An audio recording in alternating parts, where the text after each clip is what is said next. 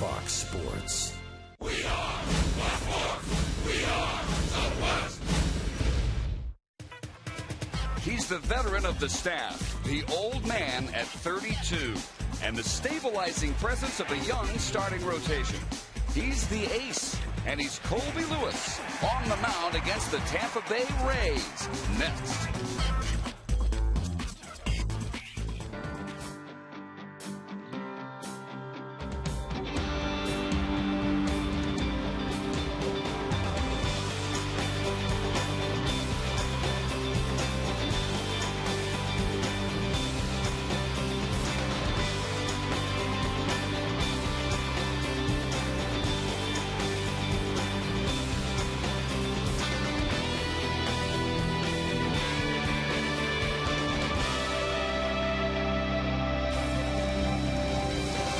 Another warm and windy night at Rangers Ballpark at Arlington for Game 2 of the three-game series between the teams with the two best records in the American League. The Rangers playing host again tonight to the Tampa Bay Rays. And setting some club history in doing so tonight. It is the fifth consecutive sellout here at the ballpark. Standing room only, and standing with some of those fans is Jim Knox. All right, standing room only here at the ballpark tonight. I'm lucky to even get in the stadium. Rangers, Rays coming up the first pitch next on Fox Sports Southwest.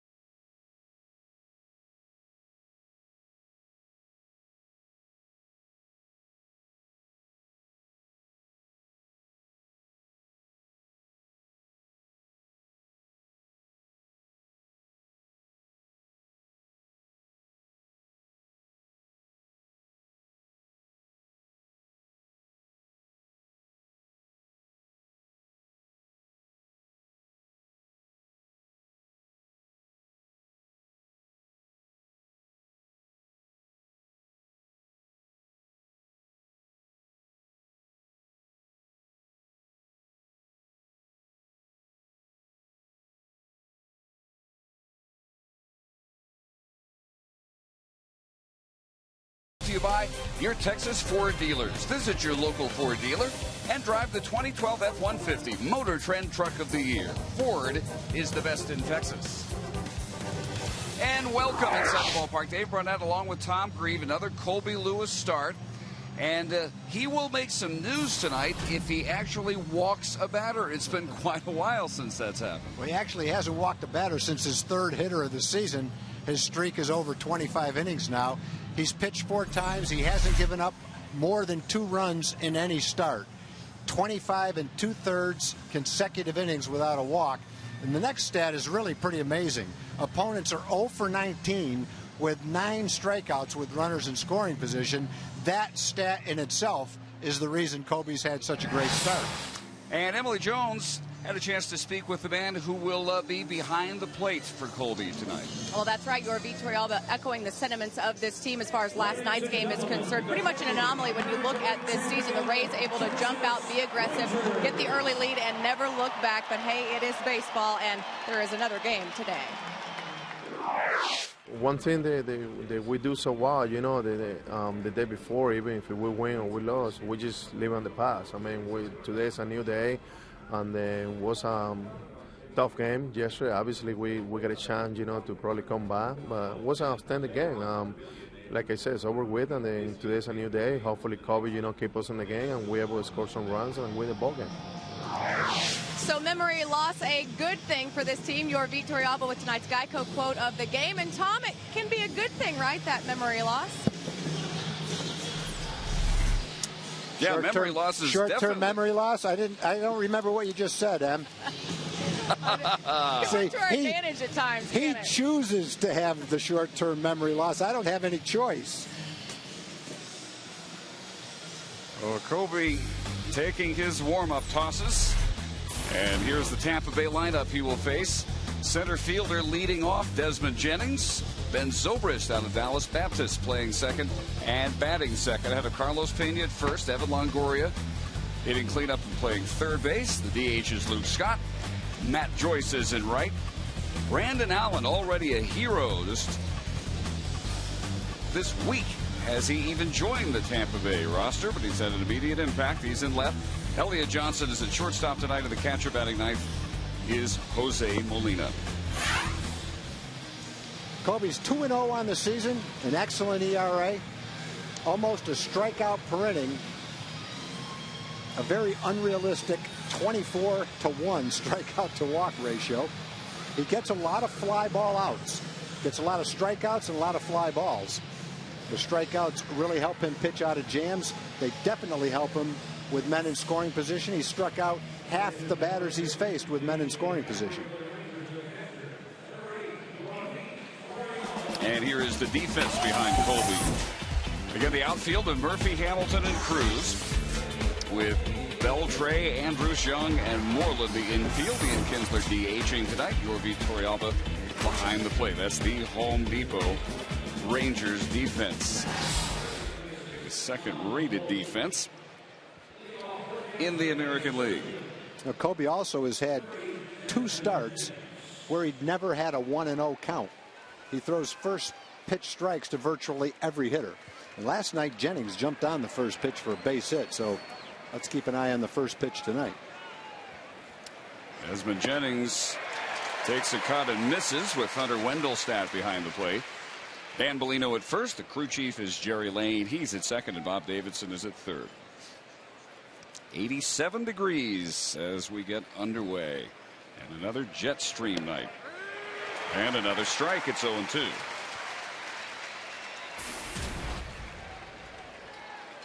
Jennings set the tone last night. Singled on the first pitch of the game. Scored the first of their 4 first-inning runs off Matt Harrison.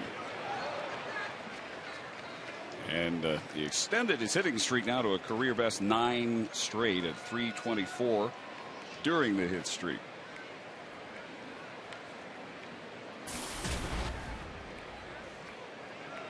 One of those homers, a leadoff home run Tuesday against the Angels. Second time he's done that. Beltre makes a fine stop going to his left. His hands are just so unbelievable. He gets the middle of the glove on balls that take bad hops better than anybody. Yesterday it was to his right. Watch the concentration. It looks easy in slow motion, but that's a tricky hop that's almost by him when he fielded it. Then he gets in position and almost always makes an accurate throw. What an asset to have behind you as a pitcher. And already a better start than last night. Here is Zobrist. In fact, you look at the Ranger infield, and what an asset. Elvis hasn't made an error and has made every play you can imagine at shortstop. So the left side of the infield is Gold Glove all the way. Got Michael Young playing second tonight. He's solid at second. Ian Kinsler's played excellent there, even though he made an error last night. And Mitch Moreland at first. Now, if you're a pitcher, you love it when they hit the ball on the ground. Well, here's a rarity this year, 2-0 count. Zobrist last night at RBI double in 4 trips. That one missed, says Hunter Wendelstedt, and it's 3-0.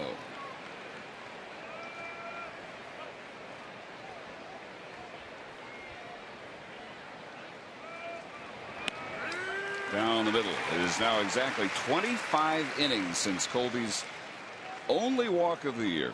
No, the third pitch looked like a pretty good pitch. He just didn't get the call on it. Adrian Beltre last night, even by his standards, this was something. That's the ball to his right. But I don't know how he caught that ball. Other than what you said last night, Dave. He's Adrian Beltre. That's why he caught it. I found out a little about that in the clubhouse today. And there is the first walk since the first inning of the first game of the season for Colby Lewis. Well, if he was going to walk somebody, in all likelihood it would be Zobrist or Pena. They both walk about 90 times a year. Our Ford leaderboard.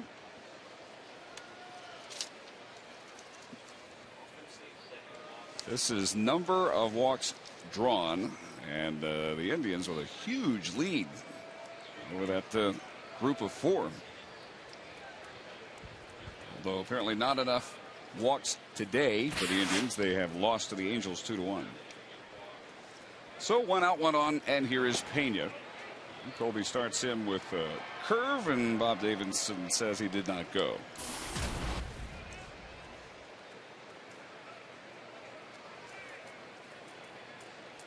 Zobrist, not a man you'd want to walk at the moment. He's hitting 136 for his last 13 games. Pena also is cold. 125 over his last 7. He's 3 for his last 24. But there's ball 2.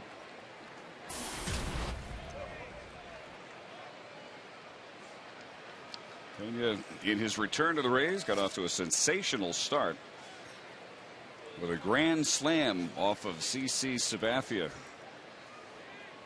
right at the beginning of that opening day win. And he had the walk-off hit off of Mariano Rivera in that game. Zobrist walked 87 times last year. Carlos Pena walked 101 times last year. So both of these guys will make you throw strikes. They won't chase. So the Rangers shift. Only Beltre on the left side. And Pena about to toss his bat. That caught the outside corner.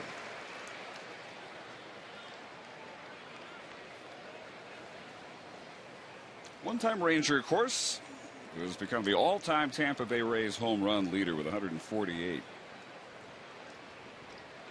First stint with the team, 07 through 2010. He averaged 36 homers and 102 runs batted in, and 93 walks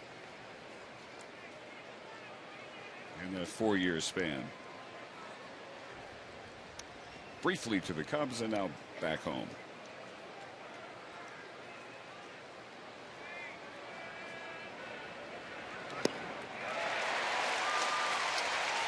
Something other than a fastball on 3-1 fastball count. Changeup had him way out in front of it.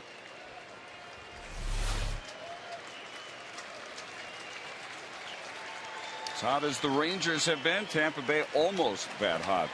Last night, their 6th consecutive win. They've taken 8 of their last 9 and 13-7. Second only to the Rangers in the American League. Start of the day with a 1-game lead in the East over Baltimore, which is winning big early. 5-0 over Oakland at the top of the 3rd at Camden Yards.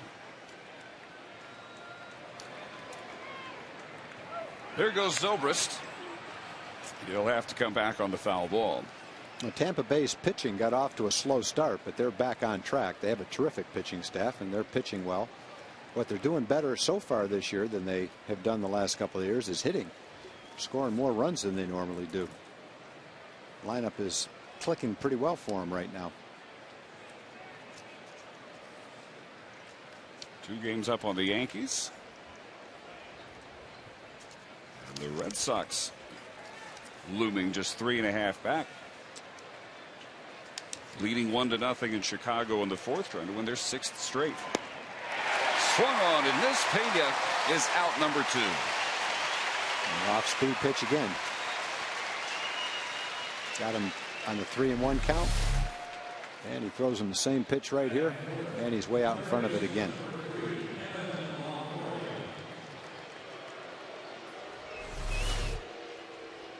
So with 2 gone, here's Evan Longoria. And he had a game last night. 2 hits. First was a 3-run homer in the first. And had an RBI single and scored again in the 4th.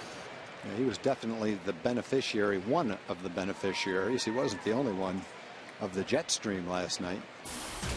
And both those balls that he hit were significantly helped by the jet stream.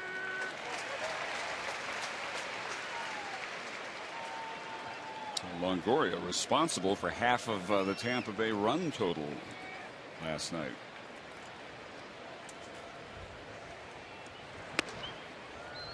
A ball and a strike. 4 RBIs got him up to top 3 in the American League with 18. And since last June 11th, no one in either league has driven in more runs than Longoria, as Lewis paints that corner and is ahead 1-2.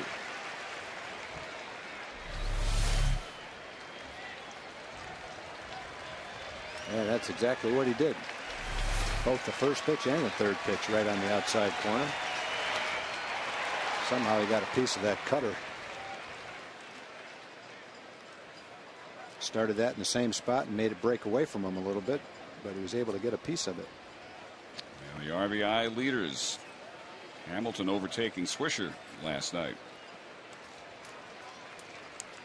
A great start for the Cuban defector Lenis Cespedes with Oakland. A 1-2 pitch. Torrealba has no play. A swinging bunt and an infield single for Longoria sends Zobrist to second with 2 outs.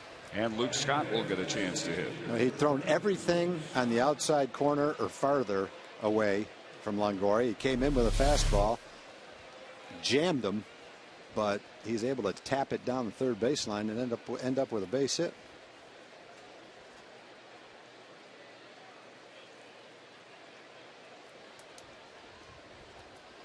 Yorvi not chancing the throw, had no chance to get him anyway. No one gets more infield hits in this Tampa Bay group. So Lewis at 22 pitches. And here's the DH Scott, who takes the curve. Scott last night in the 6th inning took over DH for Jeff Keppinger, who was 3 for 3. And promptly homered off of Mark Lowe.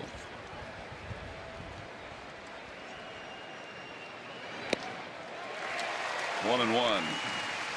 And the Rangers again with the overshift in the infield with Andrews to the right of second base. Beltre basically plays short.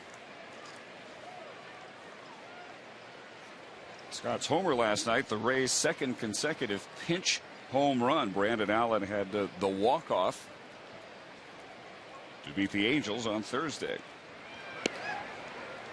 And 2 balls to the strike.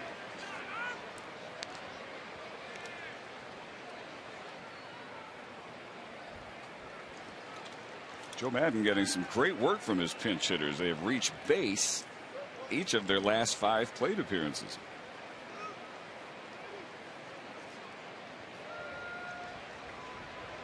Two 2-1 pitch. There's a curve, pop foul, and not quite enough airtime for Torrealba to get to it, even with the nifty slide right in front of Joe Madden. Chased it with some flair.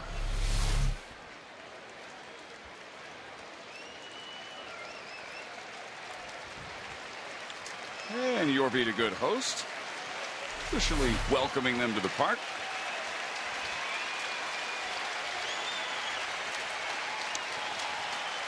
And Lewis now getting some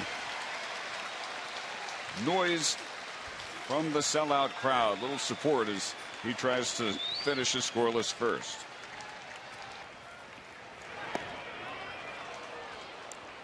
But it's his third full count. He walked Zobrist. He struck out Pena.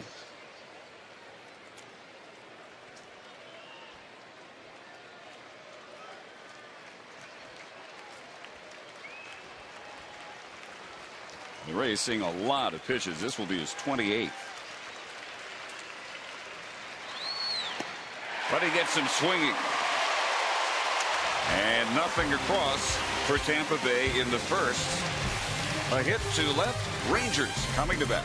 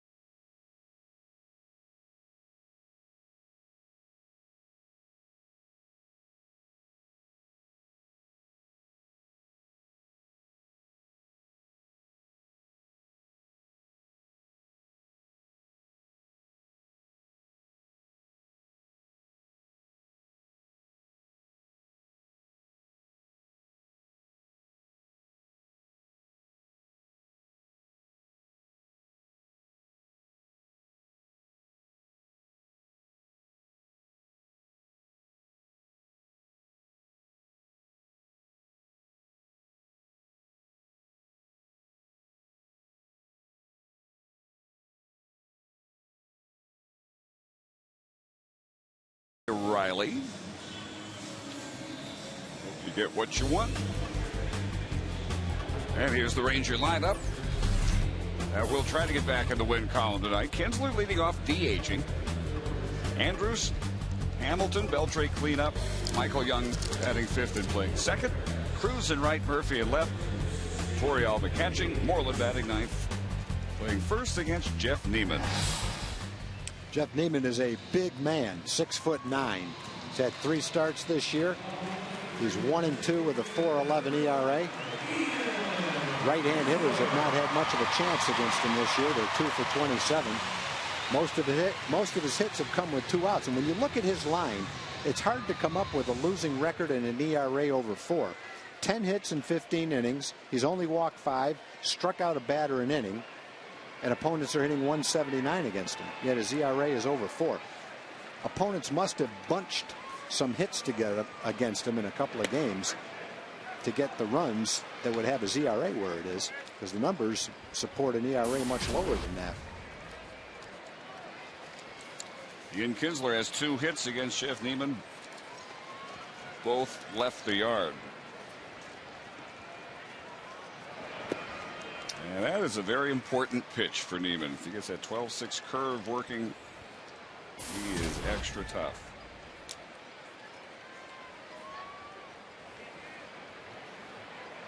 Kinsler's average is .313, couple of hits, including a double last night. League high 14th extra base hit. He takes high, 2 balls and a strike. Neiman yet to make it through the 6th inning this year, but he's pretty much improved every outing. Another pitch he needs to establish early. That fastball down in the strike zone. And he and Joe Madden talked about the need against a lineup as fraught with danger as the Rangers, not to get too into the scouting report, not to get too creative, concentrate on his strengths as opposed to adjusting hitter by hitter to their weaknesses, according to the scouts. That one just inside, a full count. Where Madden put it, don't be a lesser version of you with too many adaptations just because this is a very good hitting team. A leadoff walk.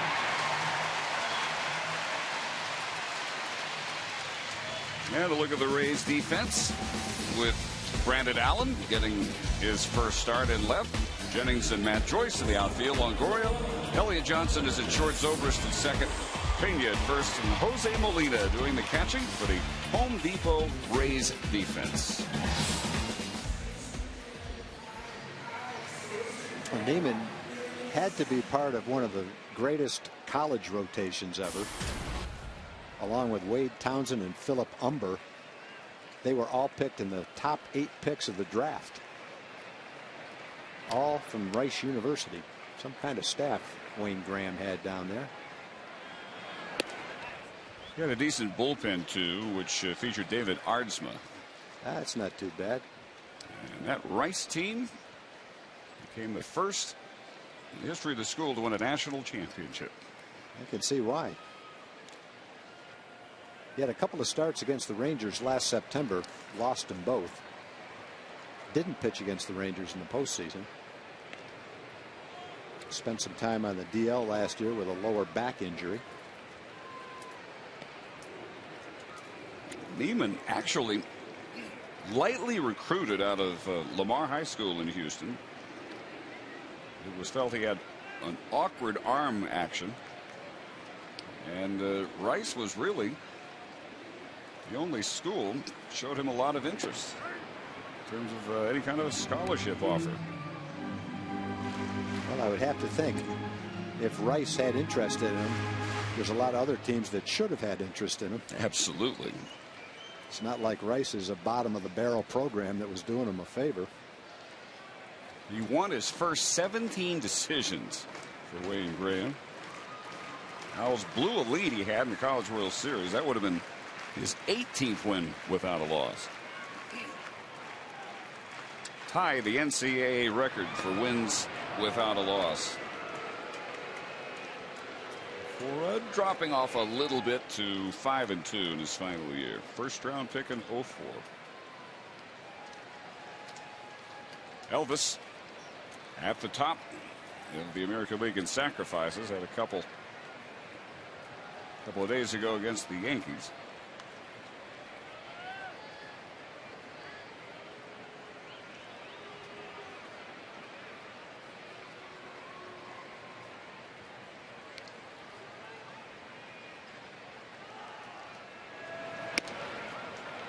Up and in, 2 balls in the strike.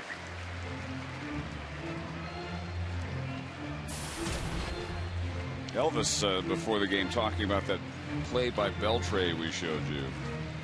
So is that about as good as you've ever seen from him? He said, no. Does that all the time. Well, he probably does do it all the time. Elvis made a couple of pretty nice plays like that himself. One against the Yankees where he went in the hole, speared a ball like that, and threw it all the way across the diamond. Elvis, the one play he made where he went to his left and spun all the way around was about as pretty a play as he's made this year. But when you're as good as they are over the course of a season, they're going to make a lot of plays like that. It's usually the one that you've seen most recently that stands out and causes us to say that's one of the best plays he's ever made, because it's the one we remember and we just saw. But it stands to reason there's a ton more of them that you remember he's a great fielder, but you don't remember the individual plays that he made.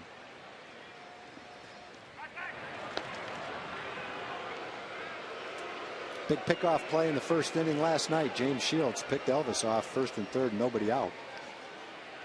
It looks like Neiman is trying to do his best to imitate that same move, that quick move to first base that Shields has. But he's perfected it to the point where I don't think there's a right-hand pitcher in baseball with a better move than that. So quick.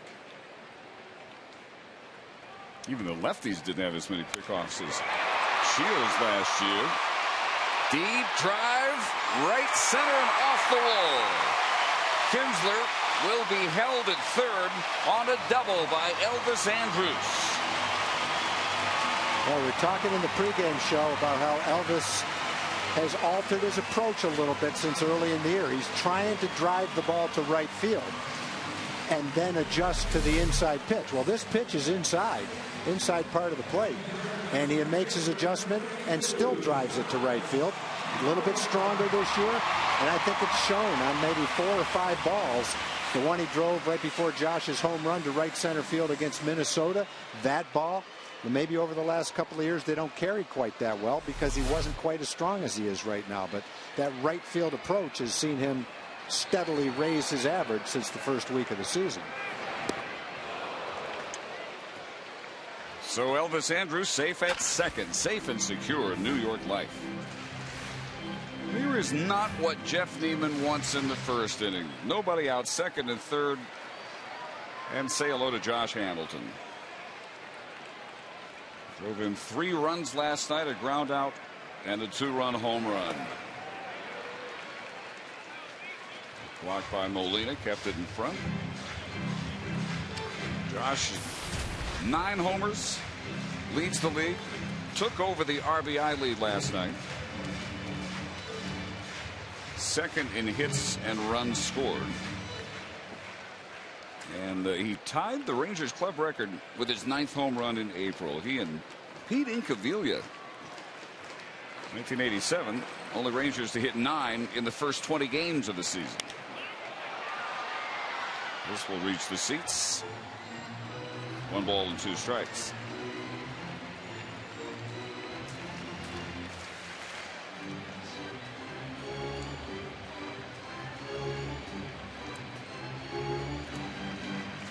And a ranking that just leaps off the page for Josh. He is the best hitter in day games in the American League. He's hitting .500, 4 homers in day games. Used to be a big issue. Not anymore, clearly. The group with 9 April home runs. Boy, there's a season I forgot. Carl Everett with 9 in 2003. Remember Ian's hot start in 2007, long balls.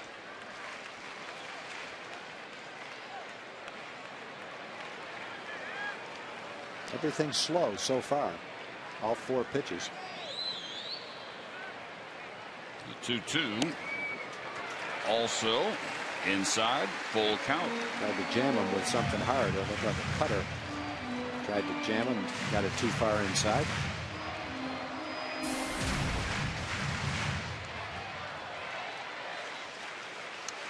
Sharing that piece of history with Inky.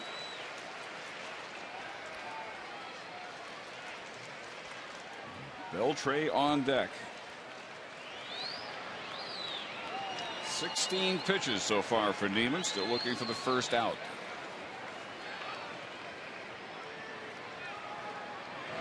And the 2-2 lofted into shallow left field to bring home 2. Andrus right behind Kinsler. One of the softest hits of the year by Hamilton, but it does the job. Well, last night, Tampa Bay must have had 5 or 6 soft hits that just eluded fielders' gloves, and so maybe the Rangers will return the favor tonight. Yeah, pretty good pitch by Neiman. He got that pitch in on Josh's fists, but Josh was able to get the base hit and drive in 2 anyway. He's kind of flipped it out there to shallow left. RBI's 23 and 24, and here is Adrian Beltre. Here's the big curve for strike 1.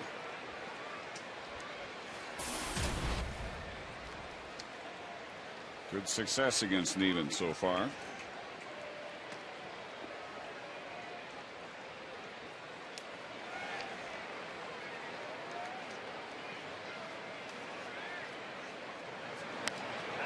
And 0-2.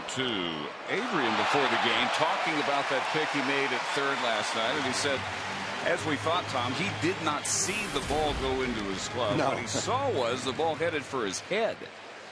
And so that's why he had to stick the glove up, estimating where it would be, and he got it absolutely perfect. Went right into the webbing of his glove as the face was actually looking out to left field. Well, he watched it as long as he could. That's driven into the gap. Long run, but Desmond Jennings is there, and there is the first out of the game. Adrian watched it as long as he could, then put his glove where he thought the ball would end up, and then smartly ducked his head out of the way just in case. At bat, at least you've got a helmet on your head. Out in the field, you don't have a helmet, and that ball was coming at him just as fast as a pitch would come at his head. So that's like a fastball up and in, that he got his head out of the way and still caught the ball. So there should be some benefit for taking all those thousands upon thousands of ground balls. And clearly that was the case. As Molina comes out to the mound after ball one to Michael Young. So it's the Rangers jumping out in the first inning tonight. And Colby Lewis will have at least a 2-run lead when he gets back out to work. He also had his troubles with Michael. Needed a 3 for 8 home run in these matchups. Michael starting tonight 6th in batting, 346. 6th in hits. No one has more game-winning runs batted in than Young. He's got 4 already. And that one finds the corner, 1-1.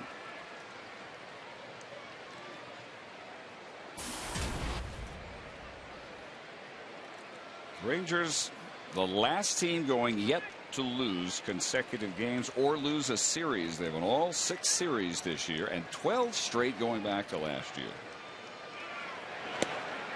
Hamilton takes off, and he is in there with a stolen base. Well, Molina knew he didn't have time to stand up and throw, so he threw from his knees. Made it a pretty close play. Josh doesn't run a lot, but when he does, he's usually successful. That's a pretty great throw from Molina, to throw from his knees like that. It's much quicker to do it that way than it is to stand up if you can get something on it. And there's just about a perfect camera shot to show Josh sliding in safely. And Johnson's leaving his glove touching the body in case the hand slips off the bag. Hamilton now 2 for 2 stealing this year. 1-2 the count to Young. And that one bounces far enough for Hamilton to trot down to third. Now Michael can hit a 300-foot fly ball and bring in a run. Or hit a ground ball up the middle. Infield will be back. Held on to that off-speed pitch and just pulled it right straight into the dirt. Not much Molina could do other than exactly what he did.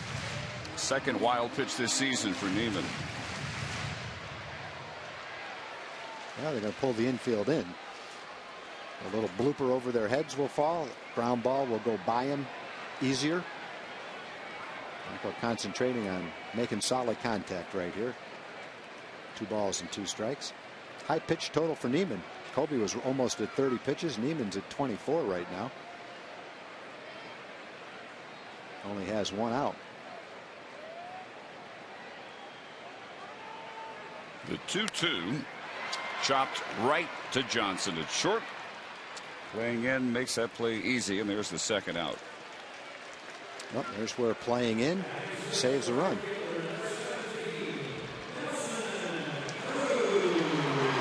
So it'll be up to Nelson Cruz to try and bring Hamilton home from third. That's a pitch that Michael didn't hit that time that he hits a lot. The high fastball. He was just a little bit out in front of it. Let's see if Nelly can get a big 2-out hit right here. 1 for 4 last night. 2 homers. 10 driven in. Tried to check his swing. Streakiness of the year really become vivid for Cruz. Last 6 games, there it is, 3 for 19. 6 games last week, he hit 414.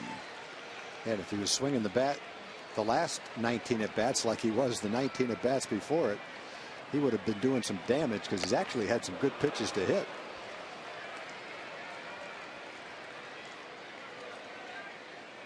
But that's life of a hitter over 162 games. Your timing comes and goes. Try to battle through the down times and extend the good times as well as you can.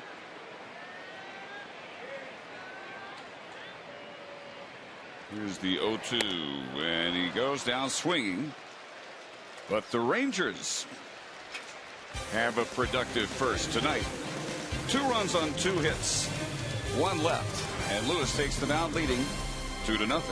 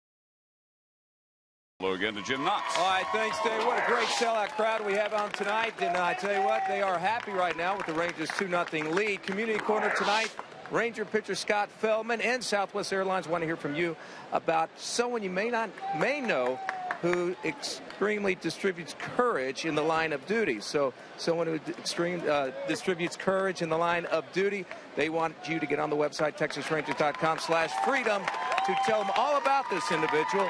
The honorees selected will be recognized at an upcoming Ranger game. Dave.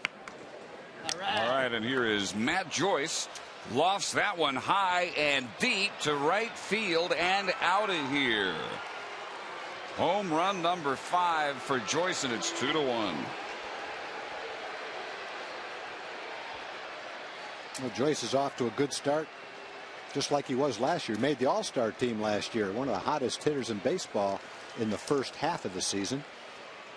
Cooled off considerably in the middle months, but still ended up with a solid year. 5th home run in the season for him. Fastball near the center of the plate, and he parked it. 4th homer allowed by Colby Lewis. Ground ball by Brandon Allen, and covering just in time to take the toss from Moreland. Lewis arrives in time for the first out.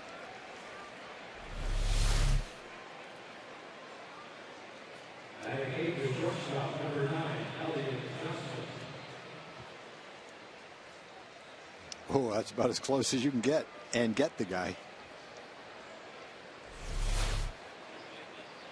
Dan Bellino right on it. Throw demanding timing and accuracy by Moreland. It's to lead Colby just right. And Kobe's given up 7 runs this year, and opponents have hit 4 home runs against him. Haven't had a hit with men in scoring position against him. Haven't been many rallies. Been some home runs, but not many rallies against Kobe.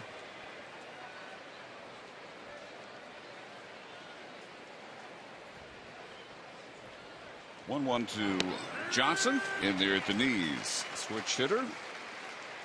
Played second base last night. Shortstop tonight.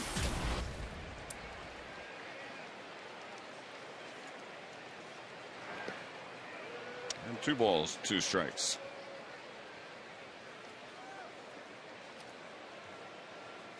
Elliot Johnson from the 9 spot last night contributed a couple of hits, including a leadoff double in the 4th.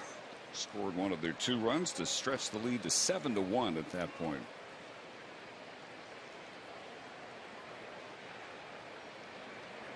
First multi-hit game for him since last August. And this pop-up has Andrews drifting into the grass for out number 2.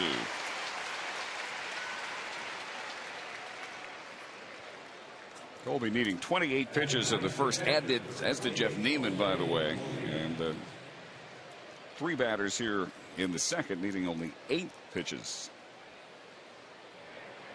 Brings us to the number 9 man in the order, the catcher Molina.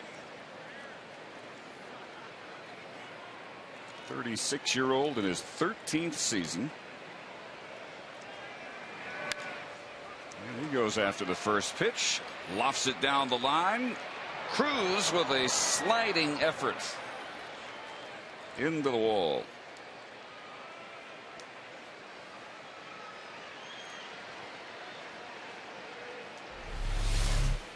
About all you can do on that to keep from smashing into the wall is slide, stick out your glove, and hope you're somewhere near the ball. Not much foul territory.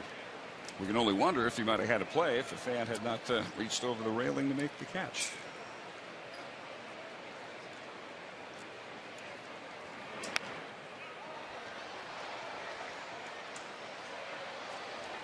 That one finds a sweet off to our right, and it's 0-2. Molina started a little over half their games this year, and not because of his bat. Taps that one up the middle. And Andrews handles the second and third outs of the second inning. Tampa Bay on the board on the homer by Joyce, and Murphy will lead off the Rangers second.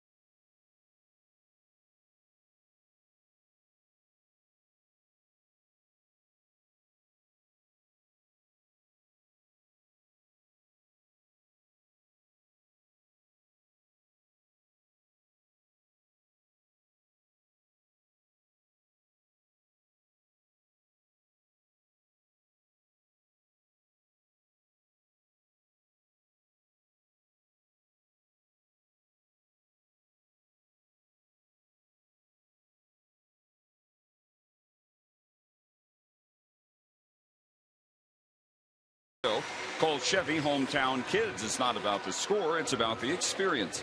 So tune in each Saturday at 10 a.m. here on Fox Sports Southwest, or visit hometownkids.tv for more information.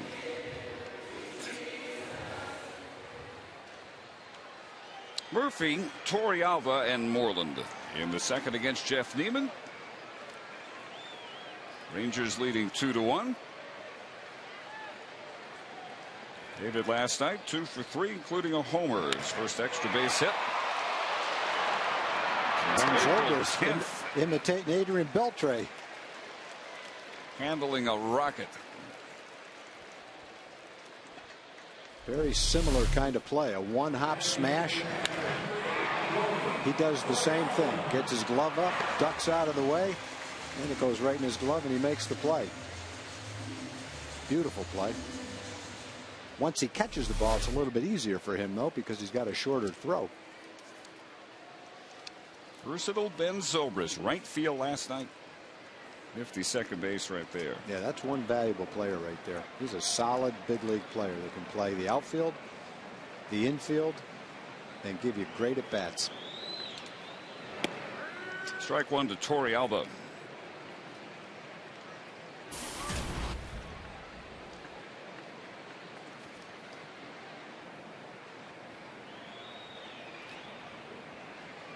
Both of Torrealba's runs batted in Detroit last Thursday. Chops the curve to Longoria, and Neiman has 2 quick outs. And he's retired 5 straight since the Hamilton 2-run single. So brings up Mitch Moreland. And getting to face some right-handed pitching. See some signs that Mitch may be getting it going. Last 2 games, 3 for 7, including a double and a homer. And after a 3 for 27 dip, looking for his first hit against Neiman.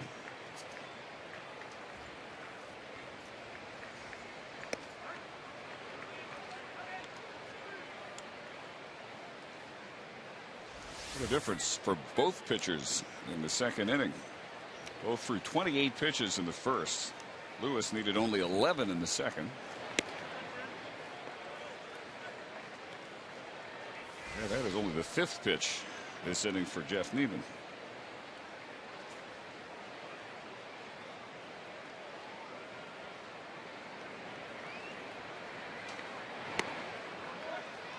Curve is a little low. 2 balls and a strike.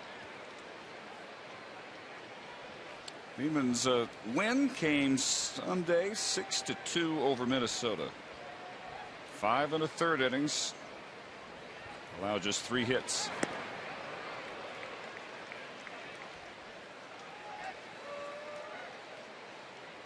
The thing that stands out about Jeff Neiman is his winning percentage. Last 4 seasons he's 37-23, .617 percentage. That's including a start this year.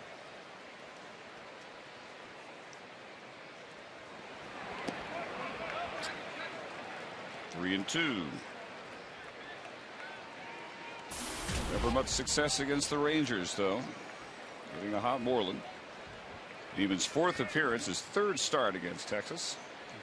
Came in tonight with an ERA of 10.66 against the Rangers and a record of 0-2. That is ripped to center field. Another good at bat. Good looking swing by Mitch Moreland. That's almost the exact same way that David Murphy hit his ball, only Mitch got it up and into the outfield. That's a pitch Mitch likes to hit right down the middle of the plate. Out over the plate. Those are pitches you really need to hit those pitches if you want to be successful. And he did. David did too. Just didn't have any luck. So there's the Rangers' 3rd hit, and back up top now to Kinsler, who worked a leadoff walk.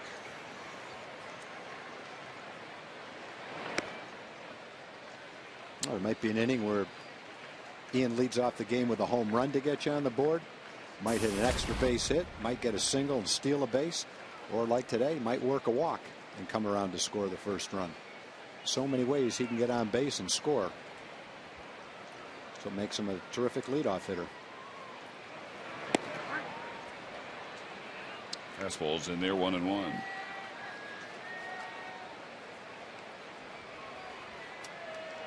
Both of Neiman's previous starts against the Rangers were last September.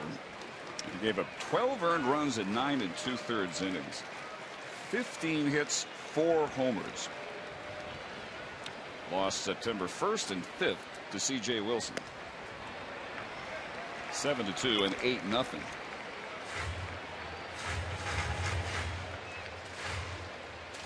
Two of only 7 losses for Neiman last year, in which he went 11-7.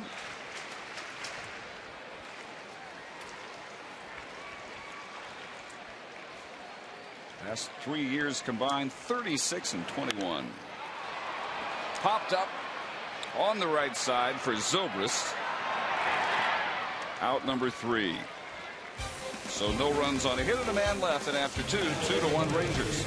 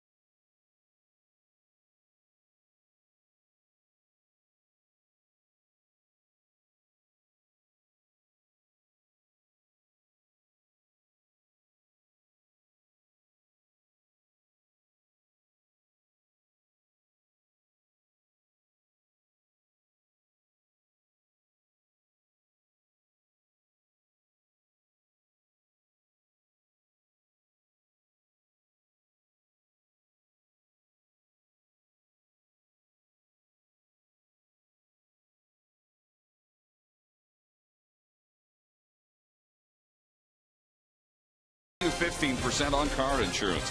Visit us at geico.com or call 1-800-947-AUTO.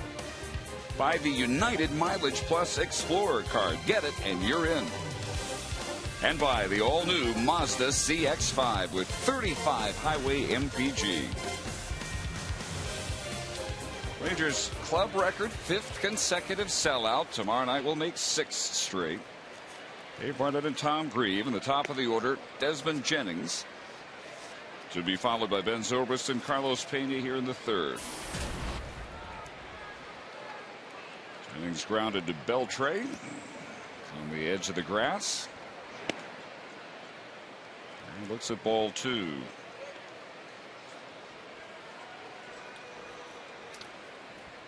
A run on 2 hits for a Tampa Bay team that had a season high 16 hits last night.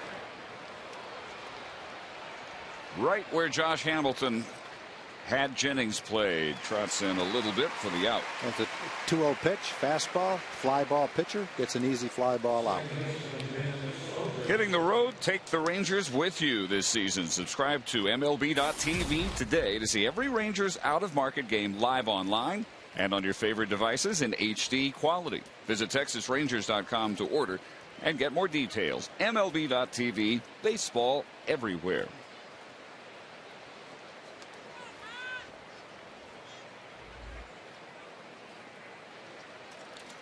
So 1 out. Here's Zobrist, who worked a walk in the 1st and ended up stranded at 2nd.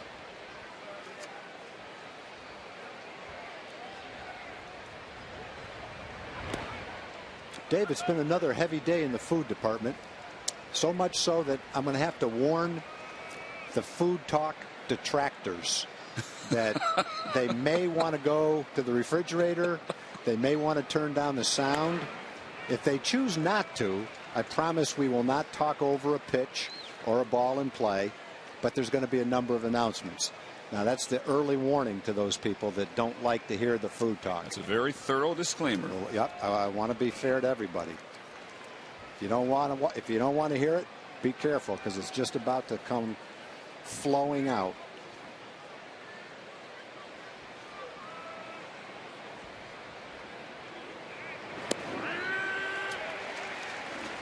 We got a great batch of French waffle cookies. Never had those before, from New Orleans. Jack Ford sent him. He's here today with his son-in-law, Patrick McLean, lifetime Ranger fan. Thank you very much, Jack. Again, Kobe, fly ball pitcher, gets another little fly ball. And it's Hamilton in front of Murphy. Also from Charlene and Barbara McGowan, homemade almond flour muffins. Strawberry banana and peanut butter banana. They also say to tell Elvis that Barbara can hypnotize him to stop him from biting his fingernails. So it's not just food we get a lot of advice and a lot of helpful suggestions. Not sure if Elvis will take her up on that, but thanks for the offer.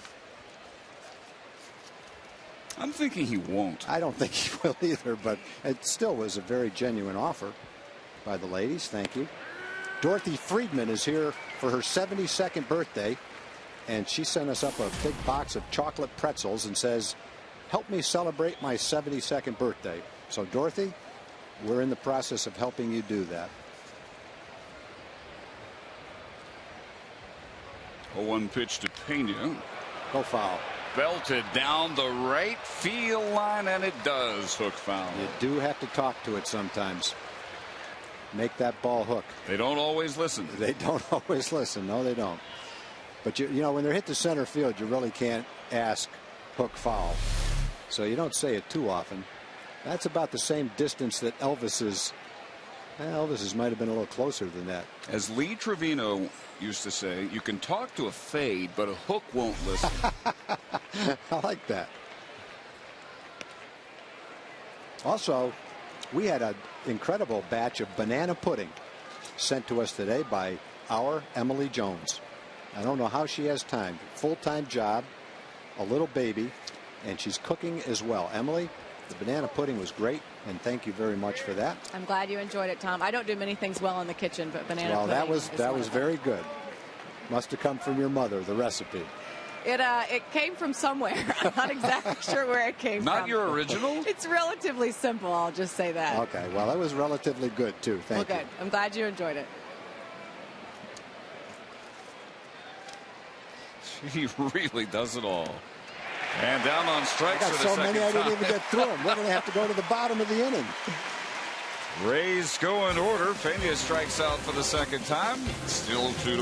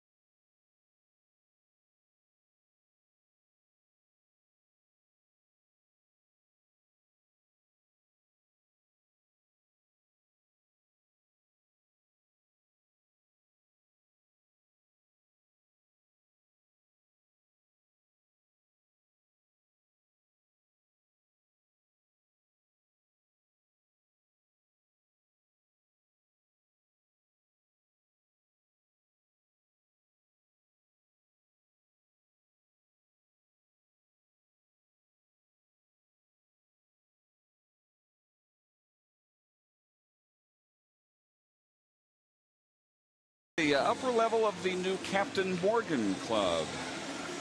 Out above the visitor bullpen in left field. Great looking place. New to the ballpark. Texas takes on San Diego during interleague play in June. What better reason for a road trip to California? Join other Ranger fans for a Rangers destinations trip, including hotel accommodations, game tickets, a VIP ballpark tour, and the chance to meet Mike Napoli. Get details at TexasRangers.com/destinations. Wow. If I was going to go see the Rangers play this summer, I might have to take advantage of that. 3 games in San Diego and meet Mike Napoli. You cannot beat San Diego. Wow. Beautiful Petco Park. I'm looking forward to it. I haven't seen their new ballpark. We haven't been there yet.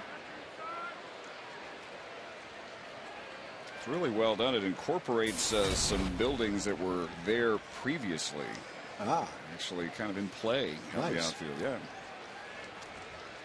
Elvis doubled in the first. Sent Kinsler to third, and they both scored on the Hamilton base hit.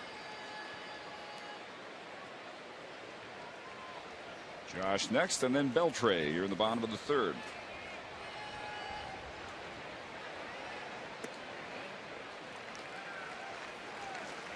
You still got a little work to do there, I do. don't you? I do. I'm trying to pick my spots here and be very aware of the people that don't want to hear about the food. I have to be careful.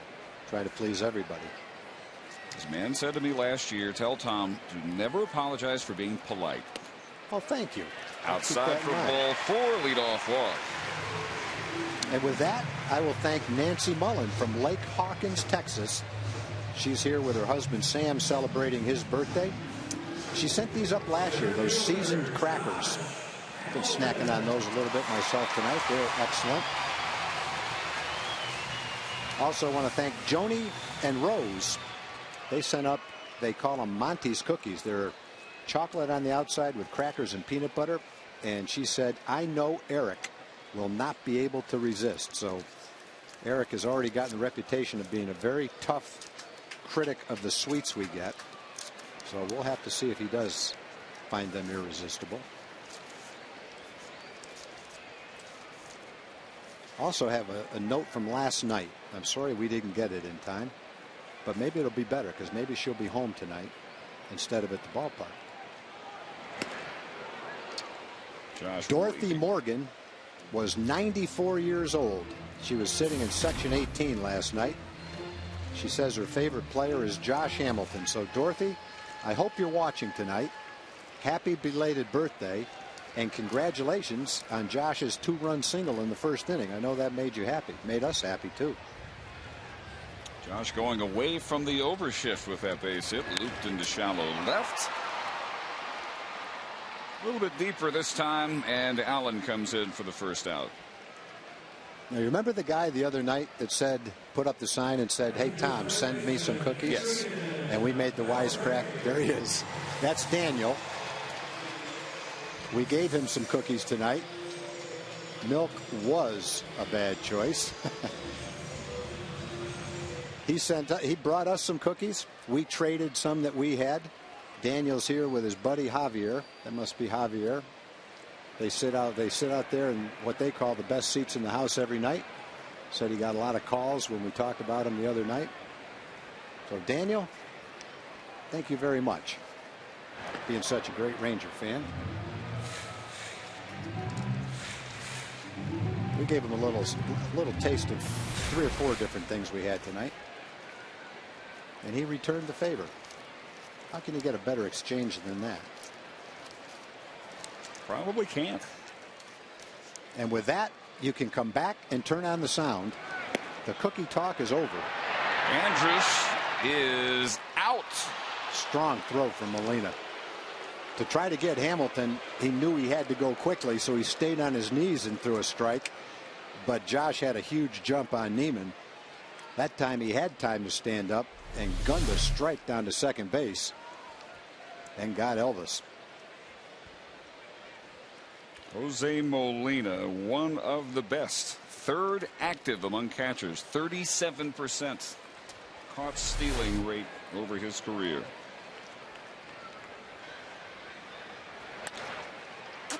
And a ground ball to Johnson. So despite the leadoff walk to Andrews, Neiman faces the minimum 3 in inning number 3.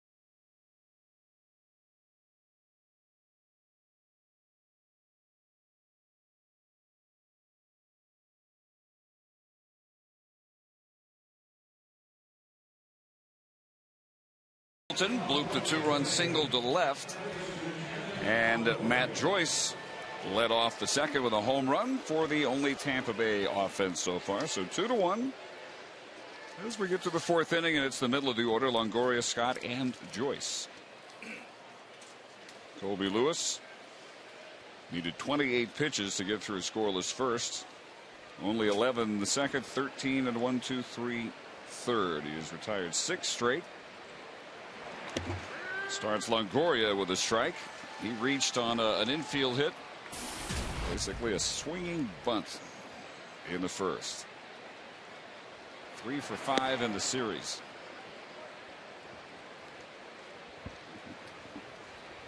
Rays a game ahead of Baltimore beginning play tonight.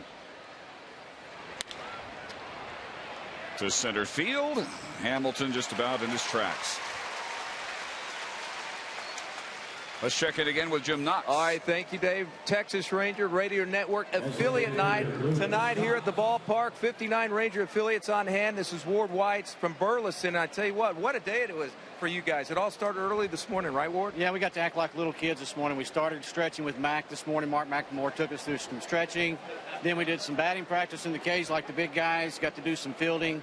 Went inside and visited with Busby and then with Nolan Ryan. Just a great day to be a young kid at the ballpark in Arlington. And I tell you what, you look at out here, a sellout crowd, another sellout crowd expected tomorrow. Ranger fever alive and well as with all the affiliates, especially in Burleson. Yeah, you can tell the difference when the Rangers are playing. The ratings go up. Everything goes up. It's an honor to be able to be part of the Ranger family and be an affiliate. All right, Ward, good to have you out here. Thanks, appreciate it. Thank you, Dave.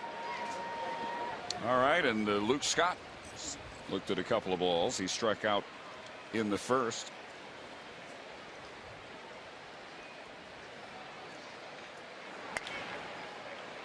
Hard hit right to Moreland. He'll do it unassisted. 8 straight set down by Lewis. The Orioles are hammering Oakland 9-0 through 5. They had 5 in the second, another in the third. They just scored 3 in the 5th. What a start for Baltimore. They're going to go to 13-8. Buck Showalter's got the O's playing pretty well. Yes, he does. With a little help from some ex-Rangers. And, they're helping out the Rangers. Oakland and Seattle both 4.5 back. Closest they've been in a week. And Seattle lost at Toronto today 7-0. Brandon Morrow over Kevin Millwood.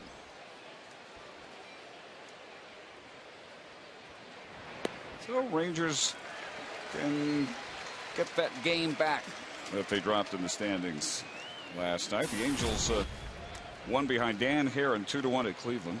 And the new closer, Scott Downs, worked the ninth and got his first save. Taking over for Jordan Walden, who lost the closer job on the Brandon Allen walk-off home run Thursday afternoon at the Trop. Allen would be next to Joyce can reach here with 2 outs. He homered to right, leading off the second.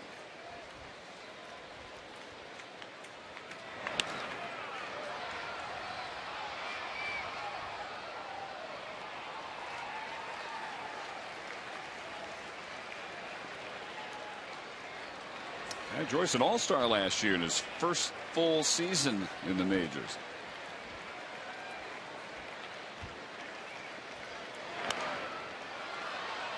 Reaches to spoil that one.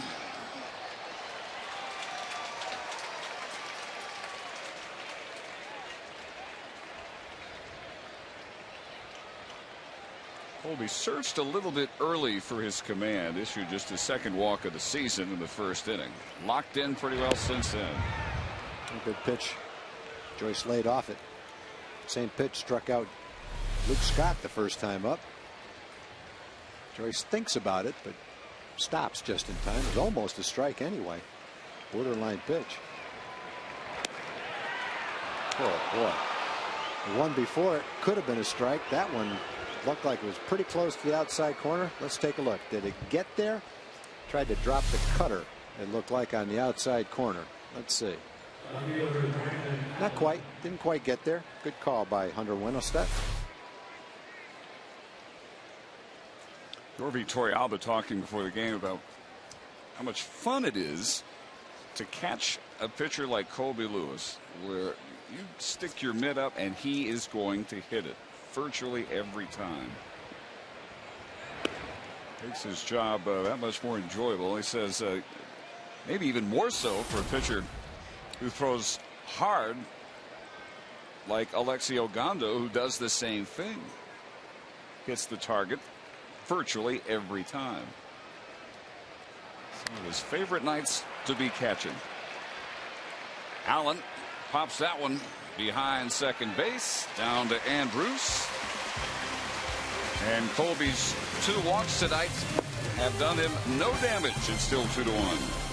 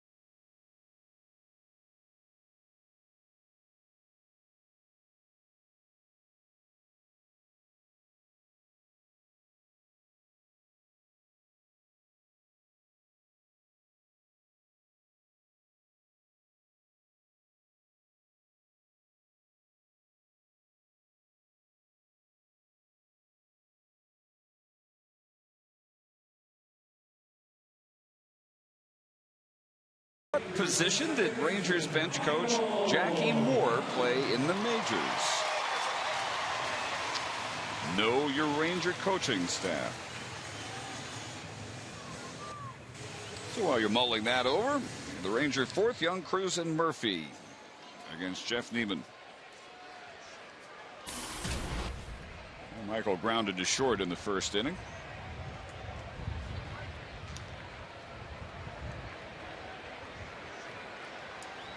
which Neiman needed 28 pitches, only 13 in the second and only 10 in the third, which included the leadoff walk to Andrews, who was then caught stealing for the first time in 5 tries. 30 strikes, 22 balls for the former Rice Owl. Dribbled foul, 1-1.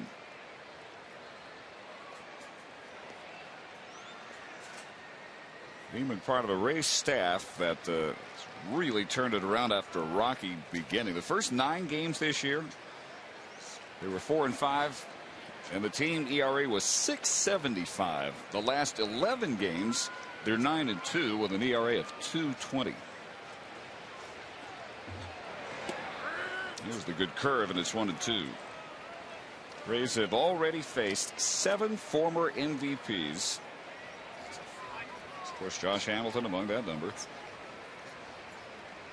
10 of the 13 current American League players who had 30 homers or more last year,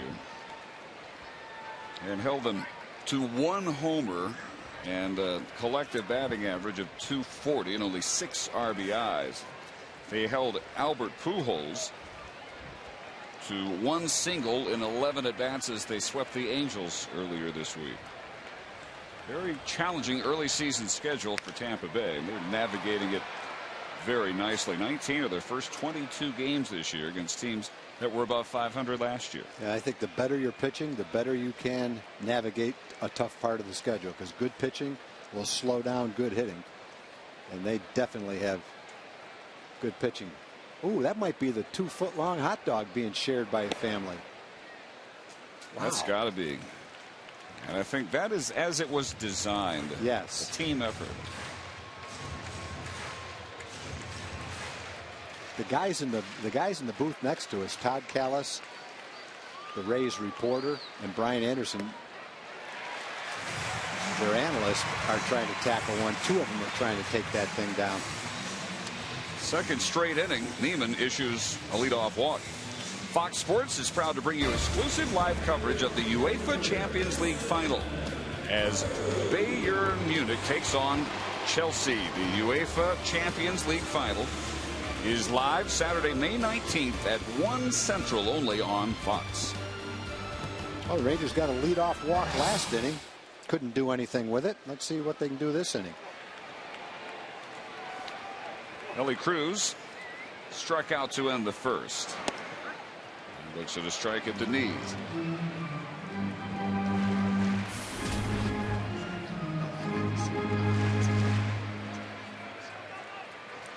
There's the announcer. That's Todd Callis in the middle.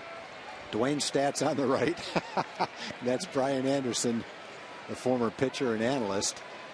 I don't know they got the courage to even try it. They're just looking at it. They look a little intimidated. I think that people from Tampa are completely intimidated by the Texas hot dog. They don't know what to do. That's going to make it so much more impressive when our producer Kurt Dykert handles that thing solo. Let's go, Brian. He's thinking about it.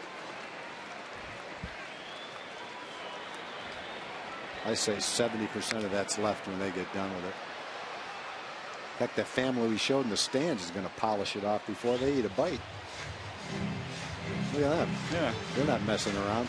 Well, maybe we can check back, follow the progress on both ends here. It's hard to get that thing through the door.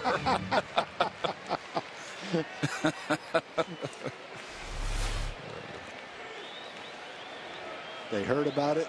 Now they've seen the legend.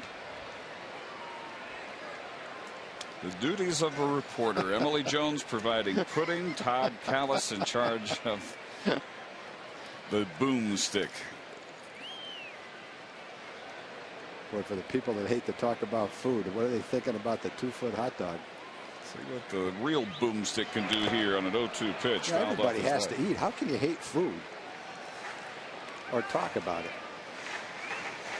Flip the stations. Every third channel you switch to is a Food Network.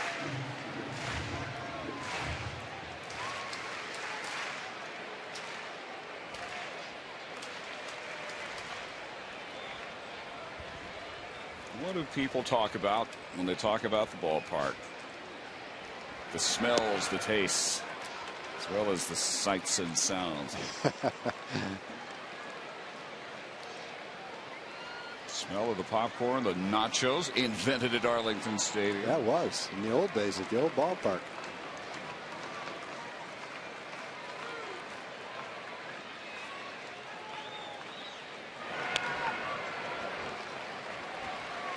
For the longest time, I was convinced that my sister invented the nacho. Really? As far as I was concerned, she did, but found out that. Did she tell you that? Or you just never saw him? No, I just surmised. Until I found out different at the stadium. Well, Al Gore said he invented the internet. Your sister can go with the nachos. Well, he reaches out, loops that one to the shallow center. Jennings will get there for the first out. And Cruz is 0 for 2. Here's Emily Jones. Well, guys, David Murphy has started 15 and now 16 of the Rangers' 21 games in left field. We talked about how his start in the field could translate to the plate, and it seems to be working so far.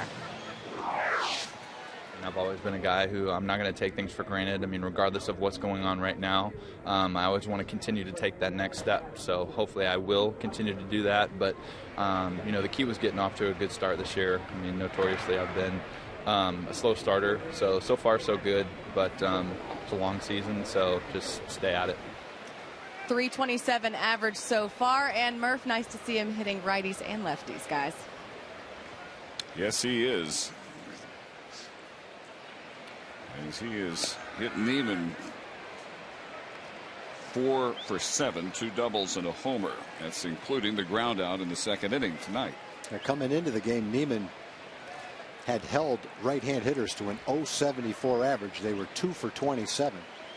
Elvis has a hit tonight, but right-hand hitters are only 1 for 7 against him tonight. Very tough on right-hand hitters. The other hits, Josh and Mitch, both left-hand hitters.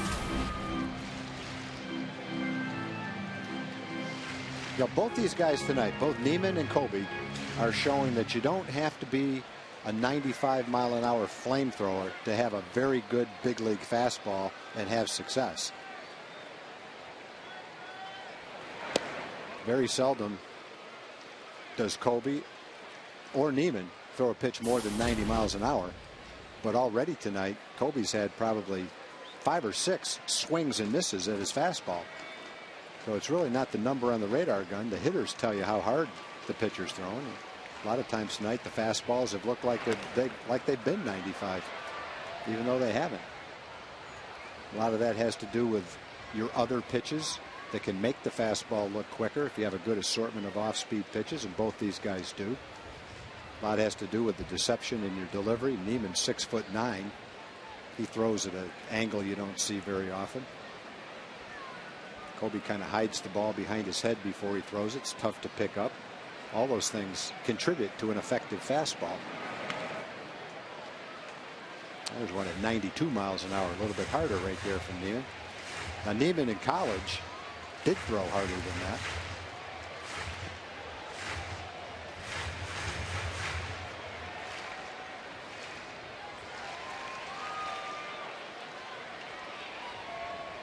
Having to work a little harder here in the fourth.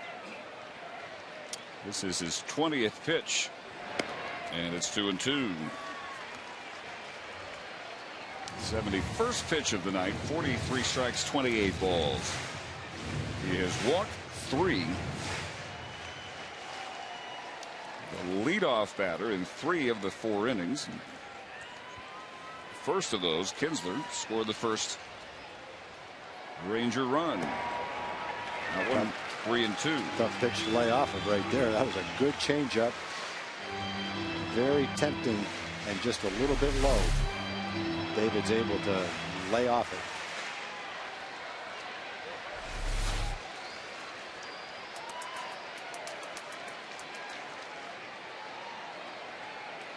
There goes Young on a swing and a miss. Molina thought there were 3 outs. He sure did. Molina started to walk off the field as Michael Young stole second base. That'll cost you. Kangaroo Court. That might be the highest fine in the history of the Kangaroo Court. Watch Molina. Strike 3. Third out. Nope. No throw to second as Michael Young steals second. Boy, that'd be really nice if Yorvit picks him up with an RBI hit right here. And we might add that Jose Molina is a very heads-up ball player, astute student of the game, and a good player. He just got a little brain freeze right there. Not something that's characteristic of the way he plays. Not something you expect of a 13-year veteran. No, absolutely not. Age 36 for sure. He'd be the most embarrassed guy in the field, but he's going to feel a lot better if Neiman can pitch out of it. A lot worse if Yorvit singles him home.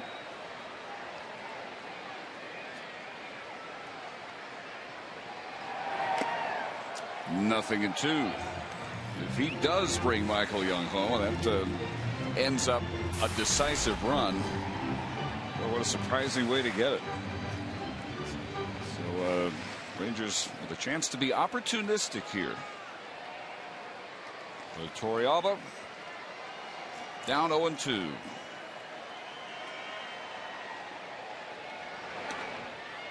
And that one gets behind Molina, and Young trots down to third.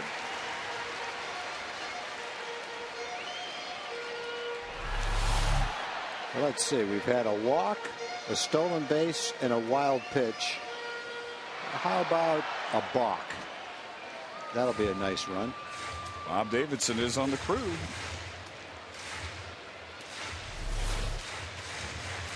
Second wild pitch of the night for Neiman. No, they're going to call that a pass ball. Well, that's a tough pass ball. Hitting just got worse for Molina. He got his glove on it, but it wasn't exactly where he was anticipating the ball. He had to lunge for it. So mental error compounded by a pass ball.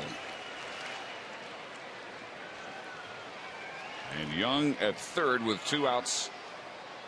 And here comes the 2-2 pitch. And it's driven to shallow center field. Coming on to make the running grab is Jennings.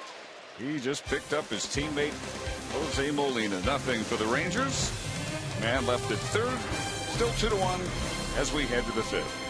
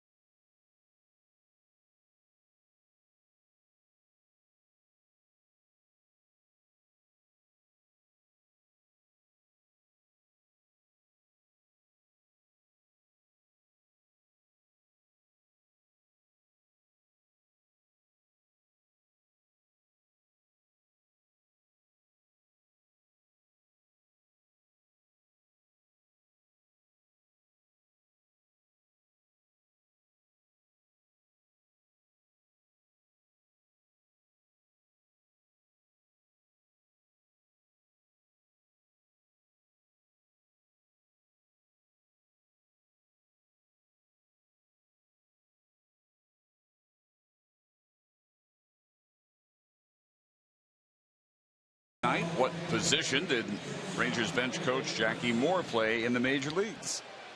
Catcher. 20 games for the 1965 Detroit Tigers. I feel very confident in saying this about Jackie Moore. I don't think there's a person in baseball who knows more people or who has more people know him than Jackie Moore. It's unbelievable. We go to Toronto, Paul Beeston, the president, races down on the field to say hi to him. You go to Tiger Stadium, Willie Horton comes down from the press box to say hi to him. It happens everywhere. It's amazing. And he's been a lot of different places, too. Mark McLemore is well on his way to that same status. I don't know about that. Well, the key is to last as long as Jackie has. I'm not sure how many years Jackie's been in baseball, but it's got to be over 50. Oh, no doubt. And that's less great. for you? Yes, less for me. Yeah. 50 is a good round number that we're all shooting for. That's a good number. I'll take it. And down goes Elliott Johnson on 3 pitches. Strikeout number 4. Mac, we were talking a little bit earlier. Both these pitchers don't light up a radar gun, but both of them have effective fastballs. Now, as a hitter, it's really how you react to the pitch more than the number of the radar gun, isn't it? Have you ever seen guys that don't throw that hard that you couldn't necessarily hit their fastball? Yeah, and those are the guys you're wondering, man, how did I miss that? Yeah. You know, but what they do extremely well is they hit their spots. And you know as well as I do, it doesn't matter how hard you throw. Just ask Jamie Moyer. That's another. He's almost 50 at that round number. I mean, he's been pitching forever, and I mean, he throws 81, 82 tops, and if he hits 82, that's too hard for him. But he hits his spots, and that's what it's really all about. Jose Molina grounded to short his first time up. And Mac, we just saw him have a rough inning as he thought out number 2 was actually out number 3. Michael Young stole second standing and then took third on a pass ball. What would you guess the Kangaroo Court fine to be for misjudging the total of outs? It would probably be. Let's see. That's a good question. What was a typical fine in Kangaroo Court? What would it be, like $1? No, our Kangaroo Court was a lot more. Was it? Like 10? I'd say 10, sometimes 20, and then it would double. You know, it would double if the guy challenged. So we wanted challenges all day long. Generally, that money goes to either a charity or the team party, I guess. Right. You guys must have had a great team party that year. We did have some really good ones. You didn't go to a fast food place. We did not. We did not. Some really good parties. Well, 2 strikeouts, and here's Jennings. Were you ever the king of the Kangaroo Court, the judge? I was usually one of the judges. Yeah, we would have 3 judges, and we would just want somebody to contest it. Please contest it. Fairness is not always the hallmark of the Kangaroo Court. That never entered the room. There you go.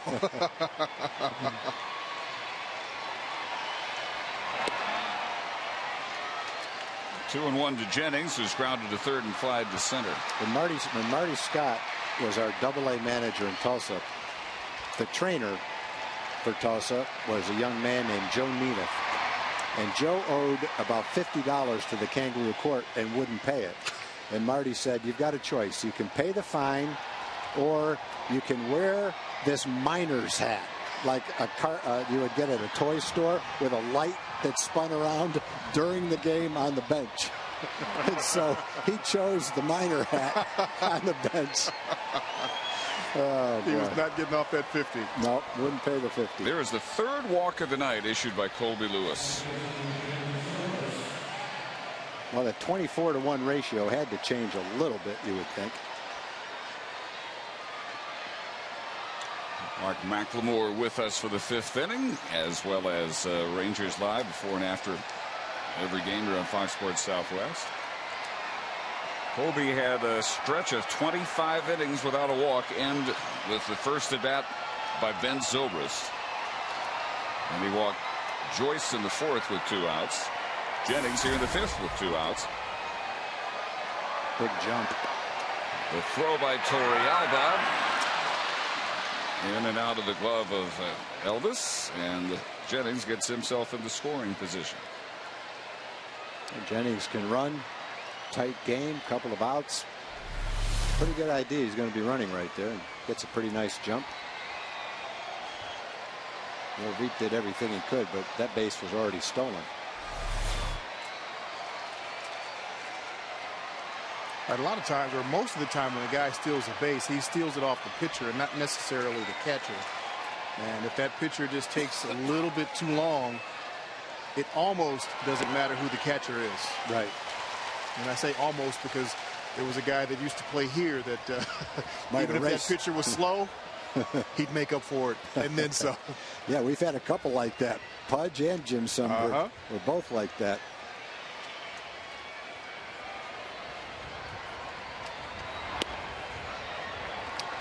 Inside, 2 balls and a strike. There's Sonny. Him and his wife Janet.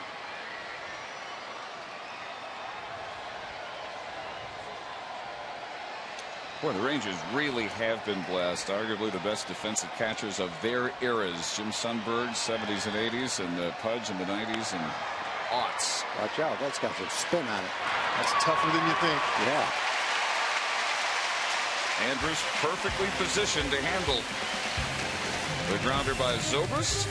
And again, Lewis issues a walk with no damage.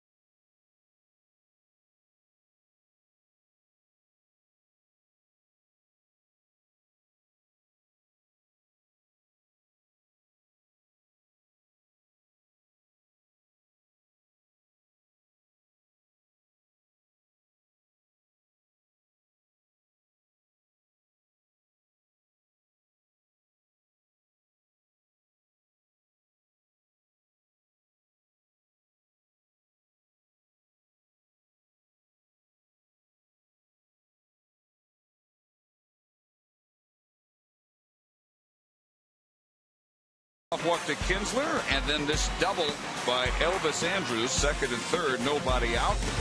And Josh Hamilton lofted that one over the shift out to shallow left.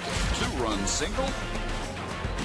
Matt Joyce provided so far the only Tampa Bay offense. With that leadoff homer in the second, his 5th of the year. We are still at 2-1.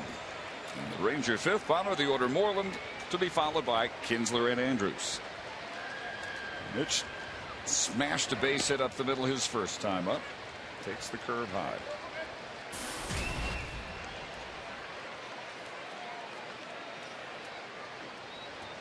You know, I like the way Mitch is swinging the bat lately. The last few games, he's had some pretty good passes and hitting the ball right on the nose, and that's something he wasn't doing early in the season, the first few games.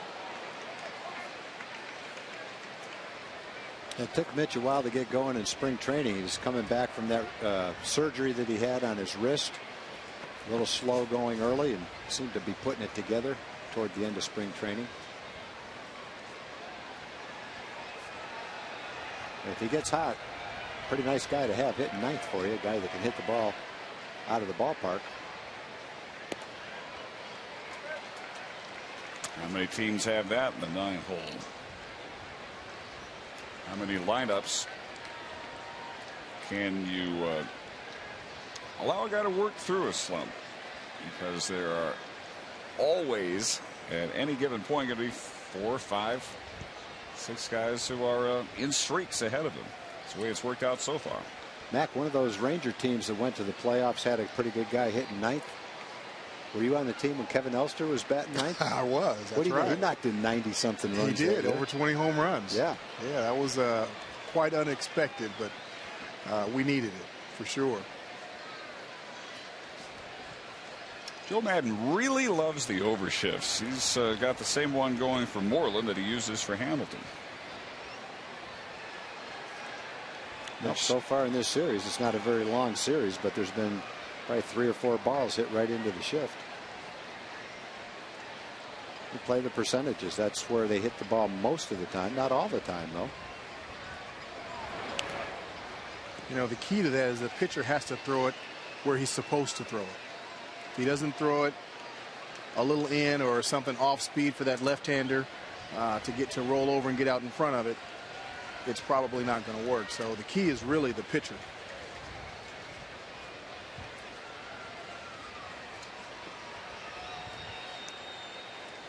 Neiman's 2-2 curve, strikeout number 3. And let's go back to our Fox Sports Southwest studio for Mazda CX-5 game break. Here's Leslie McCaslin.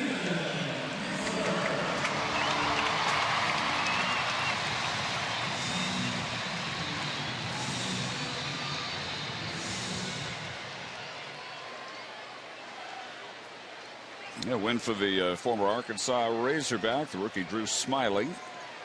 That kid looks like he's going to be a really good pitcher. He pitched a terrific game against us. He's got a good fastball, really good changeup, and a really strong idea how to get the job done out there for a young guy. First major league decision today, and he beats Freddie Garcia. Kinsler on the ground to Longoria for the second out. Well, since the double by Elvis Andrus, there hasn't been much in the way of offense for the Rangers either. Colby has shut down Tampa Bay, and Jeff Neiman has shut the Rangers down. He's pitching a very nice game.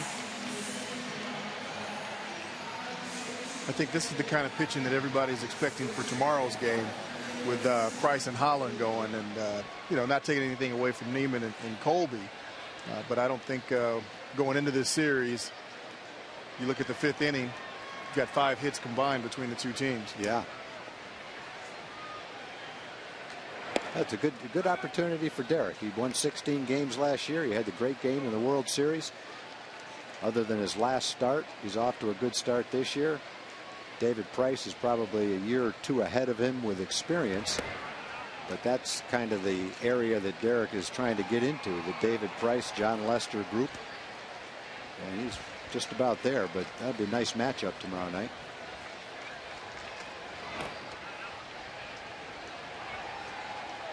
This is more how I expected last night to go with Matt Harrison and James Shields. Yeah, me too. 12 runs in that matchup came as a surprise.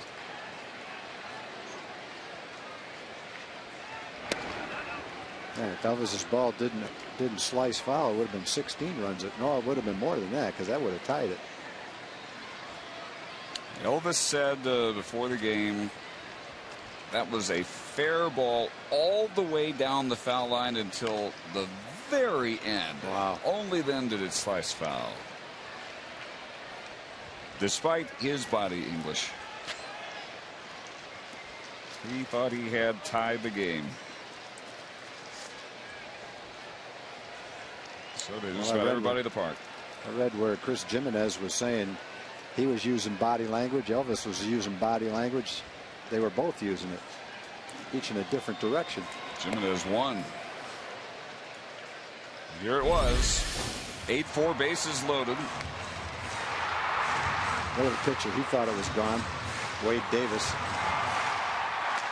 Finally winning the 11-pitch battle by getting Elvis to fly out to center, and he gets him to look at strike 3.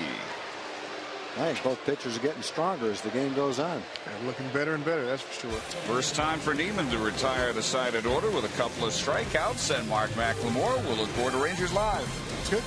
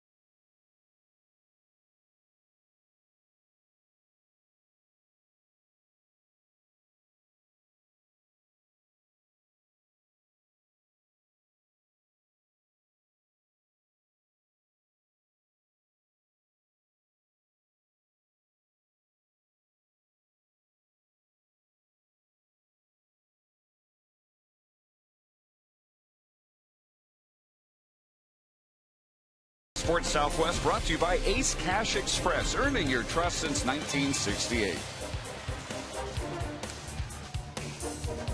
Fifth consecutive packed house SRO. Rangers ballpark in Arlington. Dave Barnett and Tom Grieve. We moved to the 6th inning. The same score we've had since the second, 2-1 Rangers. And Colby Lewis to face Pena, Longoria, and Scott. He has struck out Carlos Pena both times. 2 of his 5 strikeouts. He's got Pena on off-speed pitches both times. 84 pitches, 50 strikes for Lewis. And a base hit to right center field this time on the very first pitch. Pena jumps on it. Here's Jim Knox. All right, thanks, Dave. Real quick, the Ranger fans of the game have to be Tucker and Courtney. They go to Flower Mound High School. He skips his senior prom to come to a Ranger game. You're that big of a Ranger fan? Absolutely love the Rangers. All right, Courtney, when he asked you to come to the prom with him, did you have any idea you were going to the Ranger game? No, sir, that was my idea. Your idea. All right, wonderful. You ought to be the Ranger fan of the game then. Any big plans afterwards? I'm going to go check out the post-game show in the outfield after the game. There we go. We'll show you around. You could have sprung for a little better seats, but it's a sellout crowd. Good job, Tucker. Good to have you out here. Thanks. Dave? I was getting ready to say he sure has an understanding girlfriend, but she's the one that wanted to come to the Ranger game. Got to love that. I think he got his split fan of the game honors tonight. No kidding. The competition has ended. Evan Longoria, one of the 3 hits allowed by Lewis. Infield single in the first. Fly to center in the 4th. Pena's single, the first base hit since Joyce's leadoff home run in the 2nd inning. Only base runners since then had been Joyce, who walked his next time up, and Jennings, who walked with 2 outs in the 5th. Lewis has a run of 8 straight retired. This should be 2. 6-4-3. Turn that with a little style right there. Instead of making it look routine, Elvis added a little twist to it the way he flipped it over to Michael. Kobe gets a lot of fly balls, but he gets good big ground ball right here. Watch the flip from Elvis. That's sweet. You don't want to try that at home unless you're a pretty good infielder. Just flipped it out of his glove because he can. That just looks so easy. But for you high school shortstops that are watching the game and you're headed to the playoffs, I wouldn't try that one. He almost pulled that off last night. Yeah, that last night, that would have been something. So 2 outs, nobody on, and here is Scott, who has struck out and grounded to first.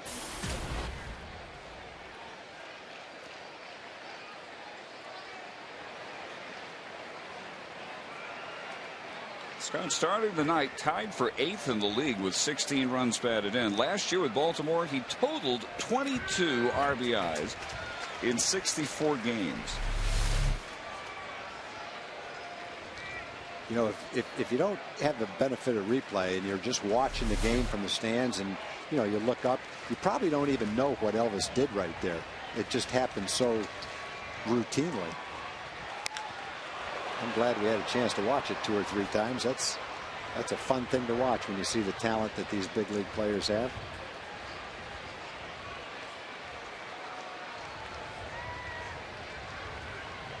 Well, as you said, to make it look like it's nothing. I wasn't sure he did that when I saw it with the naked eye. I didn't either. I knew he flipped it quickly, but I didn't know he didn't touch it with his hand. I thought it was a backhand flip. I thought he actually made the transfer to the throwing hand. Not necessary.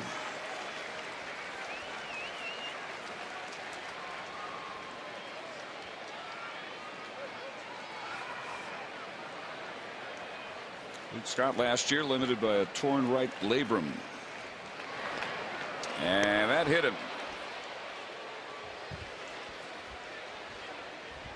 So the second Ray to reach off Lewis here in the 6th. That'll bring up Matt Joyce.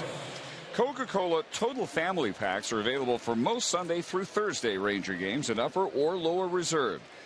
You'll save up to 50% on 4 tickets, hot dogs, and Cokes, plus get 2 Kids Zone wristbands and 1 souvenir program. Order online at texasrangers.com/family.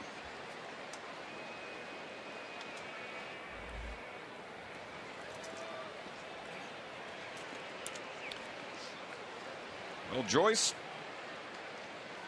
has posed some difficulties tonight. Homered on the second pitch of the second inning and worked to walk with 2 outs in the fourth.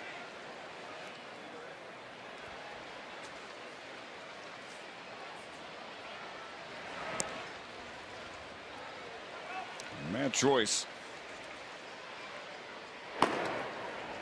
at the plate with a man on, with Alexio Gondo beginning to throw in the Ranger bullpen, with Lewis at 93 pitches.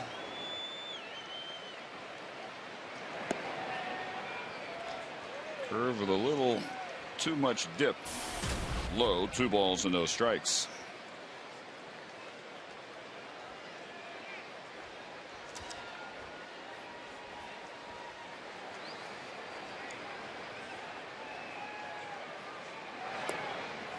(3-0). Brandon Allen would be next. Well, the Red Sox won their 6th in a row, 1-0 at Chicago tonight. John Lester over Jake Peavy. That was a much needed performance by John Lester, their ace, who has struggled this year. His first win.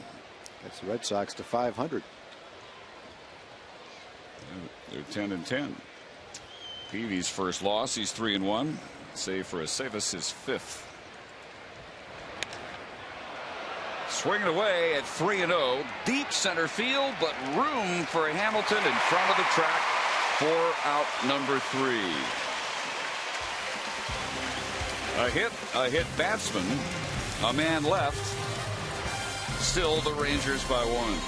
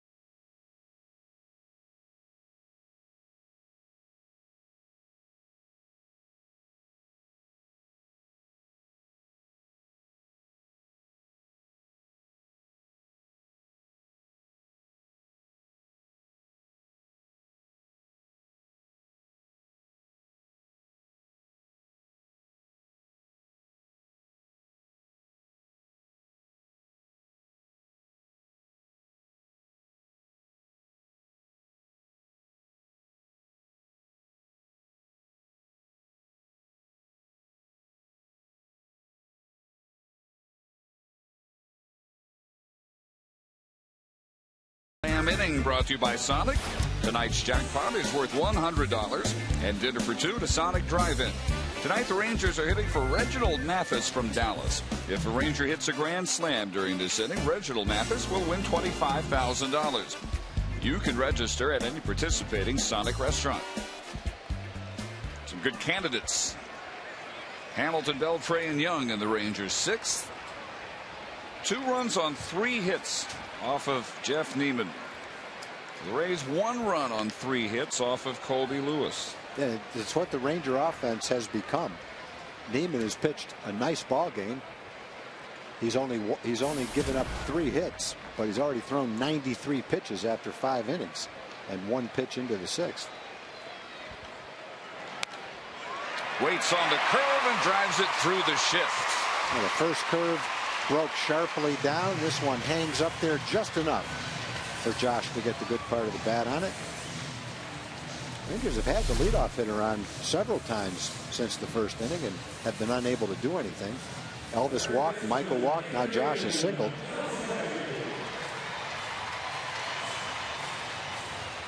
So Hamilton, half the Rangers' 4 base hits And the lefty Jake McGee we saw last night. When some heavy heat from the left side begins to loosen. Beltre now is lined to center and grounded to short. First Ranger hit since Mitch Moreland's 2-out single back in the second inning. The other 2 hits the Rangers bunched in the first. After the lead walk to Kinsler, the Andrews double, and the 2-run Hamilton single.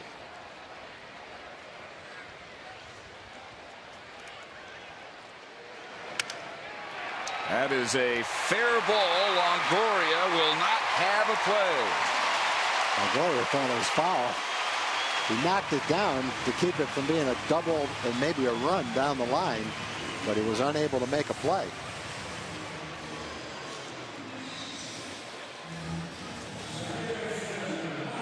Well, last night a total of 29 hits, 16 by Tampa Bay, 13 by the Rangers. And here in the 6th, 4th, and 5th Ranger hits of this game. A good call by Bob Davidson. Looked like it went right over the bag. It was in foul territory when Evan touched it, but it went by the bag, and that's all it has to do if it's on the ground. Bob Davidson has had some good calls the last couple of days. That call he made at the plate last night was terrific. Looked like B.J. Upton was safe until we saw the replay. Veteran umpire. Again, we show a lot of things to try to find fault with the umpires. Most of the times we can't. But when they do something well, they deserve the props too. And most of the time it is something well. This will find the seats. Michael Young with runners in scoring position this year, .458 hitter, 7th in the league. The Rangers as a team 3rd in the league. Hunter Rennerstedt's got a sore shoulder. Watch him throw that ball back and the way he's moving his arm around. Might have to go through some rehab.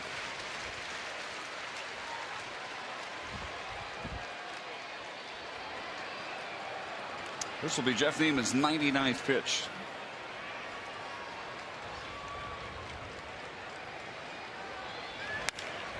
And it is a foul ball. Man, the dreaded ball slicing down the right field line. That's 2 runs if it gets down into the corner. 1 run for sure. Maybe Adrian stays at 3rd.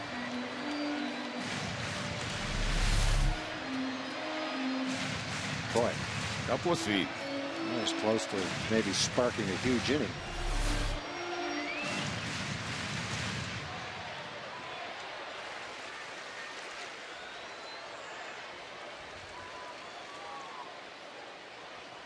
So 1-2. Young to be followed by Cruz. With Hamilton at 2nd after the leadoff single. Beltre at 1st on the infield single.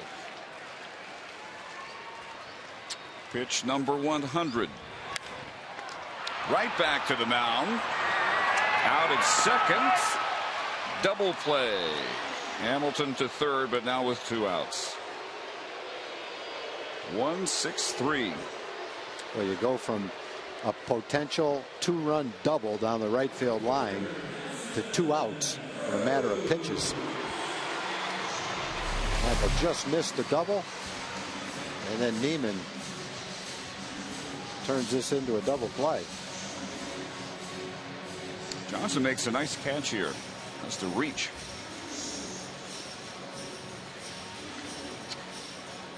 Concentrate on the ball. Make sure the right foot gets on the bag. He did both. Delivered a strike to Pena. And now left to Cruz with Hamilton at 3rd. Rangers have left a man at 3rd twice previously. Hamilton, after his single in the first, stole 2nd. Went to 3rd on a wild pitch. And Michael, after his leadoff walk in the 4th, stole 2nd and took 3rd on a pass ball. First ball hitting, knocked down by Johnson, recovers, not in time, and Hamilton Hamilton scores, and it's 3-1. There's one of those big 2-out hits. Rangers just couldn't quite get that hit last night. Left a lot of men on base. They turned the double play to make it look like they were going to close down the inning. Instead, the play is not made, and that's going to go as an error. Thought he might get a hit on that ball in the hole, but the ruling is he got in front of it, and it'll go as an error.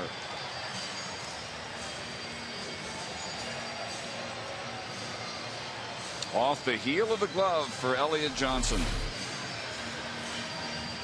And that will wrap up the evening for Jeff Neiman. Big run in this kind of a game. Jake McGee comes on to face David Murphy, due up next. It's now 3-1.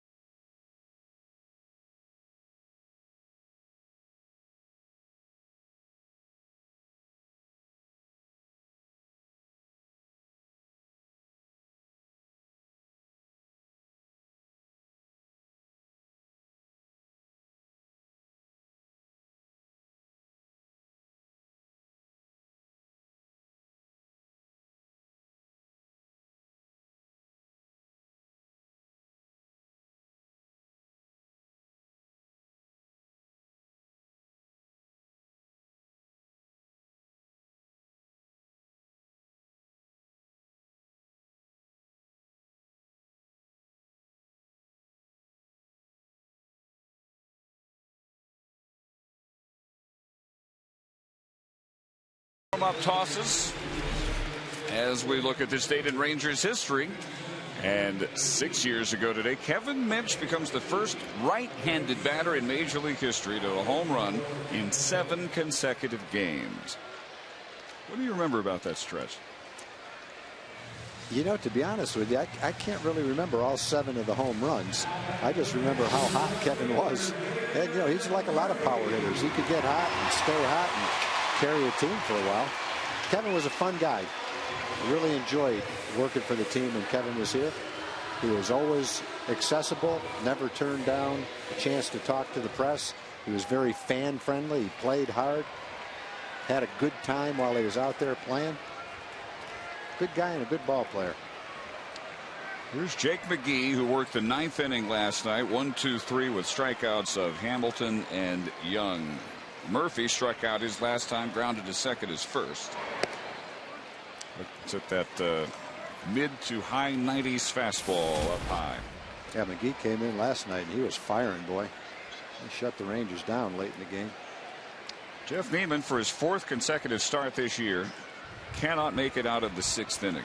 5 2/3. 3 runs on 5 hits, struck out 4, walked 3 through 101 pitches, 63 for strikes. And this Tampa Bay bullpen has been bulletproof their last 15 appearances. 1 unearned run by the Angels off Fernando Rodney on Wednesday. Last earned run they allowed was in the 7th inning a week ago today. Well, McGee was a very good young starting pitcher in the minor leagues. And since he's come to the big leagues, he's become more of a late inning bullpen guy. And they've got a couple of lefties that can really get the ball up there. McGee last night was touching 97 miles an hour.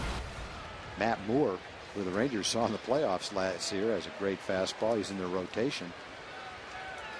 Two very talented young left-handers. Kind of like the Rangers have a couple of three young talented left-handers. Two in the rotation and one in the bullpen. Cruz taking off as Murphy fouls it back at 96.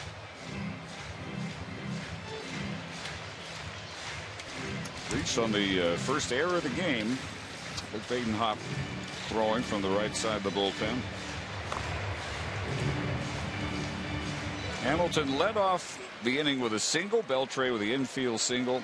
Young grounded into the double play. But the bobble by Johnson allowing Cruz to reach first and Hamilton to come home. Ogando continues to throw out in the Ranger bullpen. You may see him for the 7th. Jake McGee has struck out 3 of the 4 Rangers he has faced last night and tonight. So through 6, Rangers out a run. It's now 3-1.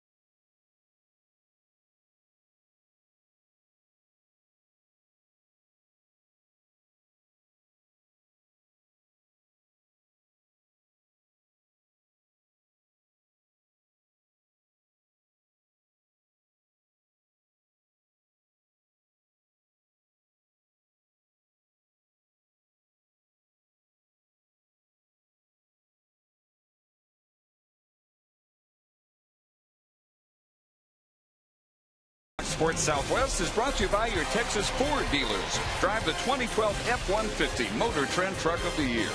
Ford is the best in Texas. By AT&T, the nation's largest 4G network. AT&T, rethink possible. And by Jack in the Box, where right now you can try the new Chipotle Chicken Club Combo for only $4.99 plus tax.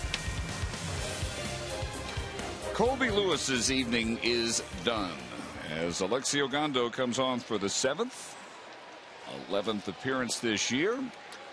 The ERA under 1, still has not walked the batter. Strikeout 10. Hard to imagine more dominant numbers than the first 10 outings this year for Alexi. And he's got the bottom third of the order. Brandon Allen, Elliot Johnson, and Jose Molina. Lewis goes 6 innings, allows a run on only 3 base hits. He struck out 5 and walked 3. Now, Colby's now pitched 5 times and hasn't given up more than 2 runs in a ball game. And this is kind of setting up if it works out the way you want it to. Ranger bullpen has been terrific in the last 5 games. It's been really good all season long. Opponents against our bullpen hit below 200. No inherited runners right now. But when there are inherited runners, they generally stay out there. And if it works the way Ron Washington wants it to today, then you'll probably see Ogando, Adams, and Joe Nathan for the 9th. Tampa Bay will have something to say about that, though, but that's what the plan is. 1-2 to Brandon Allen. Grounded out and popped out against Lewis. Allen, born in Conroe, still lives in Montgomery. Went to Montgomery High School. 4-time All Houston selection there. 5th round pick in 04 by the White Sox. That one is well fouled. Waived after 3 games with the A's, in which he went 0 for 7 with 5 strikeouts. Well, he's one of those guys. You may strike him out, but he's going to go up there swinging, and he's got power. So he's always dangerous, even if he hasn't had many hits. First 2 plate appearances with Tampa Bay. He worked a bases loaded walk, producing the game-winning run, and then had the walk-off home run, pinch hitting in the bottom of the 9th on the Thursday to complete that sweep. And if he doesn't do another thing for the rest of the year for him, there's already been a good acquisition.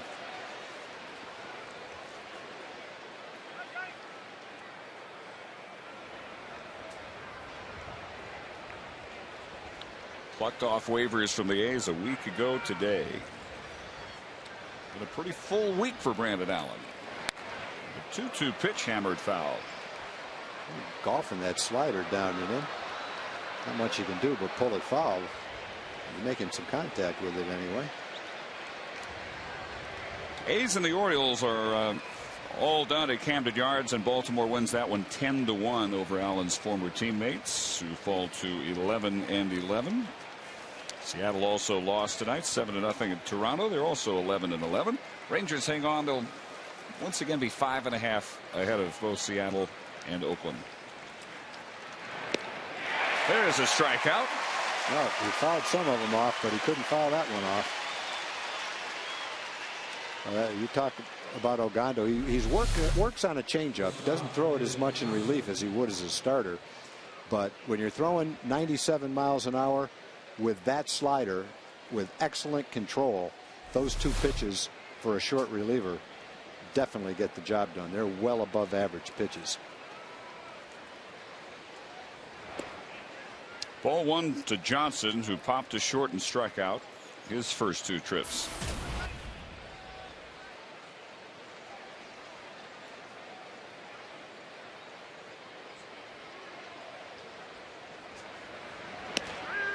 We talked earlier about how Yorvi Torrealba was saying before the game how much fun it is to catch the 2 pitchers he's catching tonight. Colby Lewis has put that target up. He hits it almost every time, and Ogando does the same with about 8 to 10 more miles per hour. Got the target there, but it's run down by David Murphy for out number 2. Well, David was shading over that way. You wouldn't expect Johnson to pull most of the fastballs that Ogando throws. But Johnson does a nice job of hitting that ball on the nose. David does an even better job of running it down before it turns into an extra base hit. Kind of play David has worked on really since he started preparing for this season. He wanted to improve as an outfielder, specifically improve his jumps. Oh, he needed a good jump there to catch that ball. That was well hit. Better anticipation, better start, quicker start, and very much in evidence there, robbing Johnson of extra bases. Now Molina, who's grounded to short and struck out. And he sends Murphy back to the wall, and he makes that catch. Well, take that, Tampa Bay. David Murphy showing his range toward the line, and then going back up against the wall. 2 straight nice plays by David out there. Talk about the infield defense. You're seeing some of the outfield defense now. Preparation paying off for Murphy in left. Stretch time still 3-1 Rangers.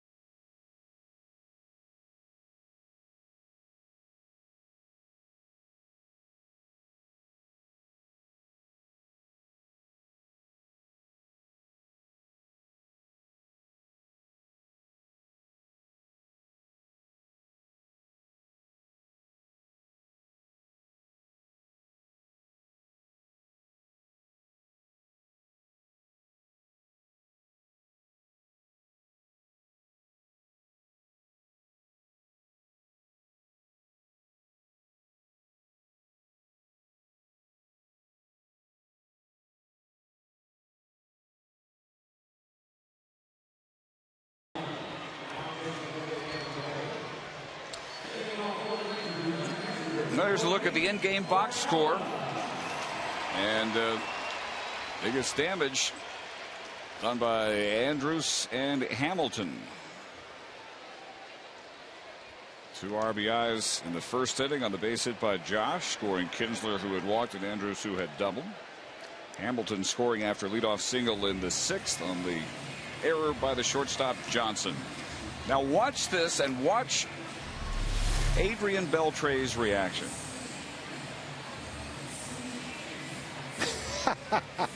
I mean, is that a guy who really expects to make every play? No, that's a guy just having some fun playing baseball. You can't throw your glove at the ball, and he knew that glove was not going to hit the ball. He was just kind of messing around, I think. That's fun. That's funny. I didn't see that. I looked out at the ball and never saw the glove go up in the air. If the glove does hit the ball, got to get my rule book out. I think it's an automatic 3 bases. I'm going to try to find out for sure. Well, Burke Badenhop is on to work the 7th inning. Torrealba's grounded to third and flied to center. Now, what if the ball sticks in the glove and the glove and ball come down and he catches it? The ball never hits the ground. Same thing. You can't throw your glove. But I've never seen it happen in a game, to be honest with you. But just think about that. Think how hard that would be. Well, yeah, you should get credit for it because it's almost impossible. But where you would do it, you see every outfielder that went back for a home run throw his glove. And believe me, there would be several times a year where that glove hit the ball. There's just so many of them. You see gloves flying up in the air all the time. I think they should do that. That would be great. Whole new dimension. But the rule would be if your glove goes over the fence, you have to play the rest of the inning without a glove. No, the rest of the game. You get one glove per game. Yeah, that would be the penalty. Torrealba down swinging at the off-speed pitch. And he's the first out of the bottom of the 7th. Badenhop worked last game of the Angels series Thursday, 2 innings, relief of Matt Moore. 29. Last year on the opening day roster of the Marlins, acquired in December for minor league catcher. And here's Moreland, who has singled and struck out.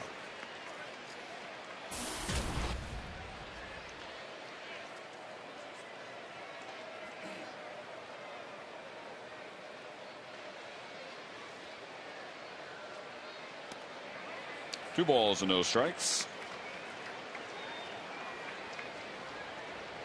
And Mike Adams is getting ready for the 8th inning.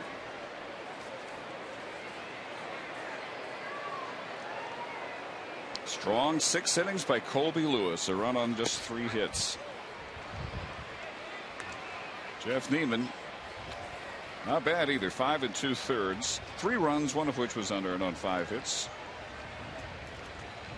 Both starters walked 3. Lewis struck out 5. Neiman struck out 4. That's headed for the gap. And it is off the wall. Mitch Moreland has his 2nd hit of the night, a double.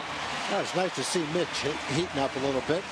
His other ball was a line shot to center field. So he's hit the ball hard twice today. Starting to come around a little bit. That's nice to see. He's been working hard. Deserve to see some results.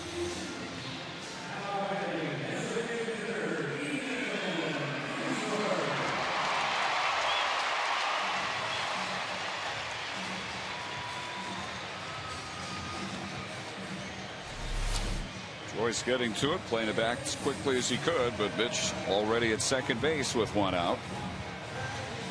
And here is Kinsler. Scored the first run after a leadoff walk in the 1st. Since then he's popped to 2nd and grounded to 3rd.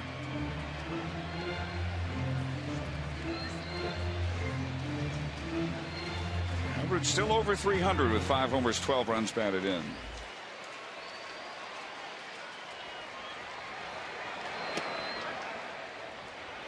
Looks at strike 1. Couple of chances here for the Rangers to get a big insurance run. You can get Moreland home.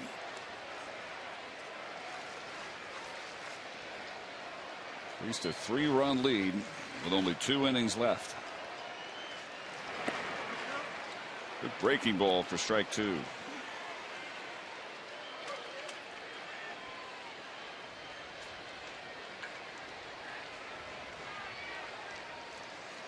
Rangers, last team yet to experience any kind of a losing streak. They have not lost consecutive games yet this year. Trying to avoid it tonight.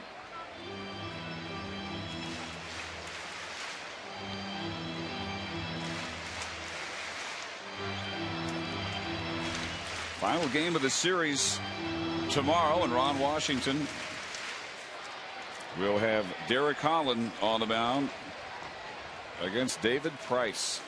2 of the best young left-handers in the game. Hello. Kinsler reaches out, face it to right field. Moreland will be held at third. Wow, that was a great call by Dave Anderson. That is textbook third base coaching right there.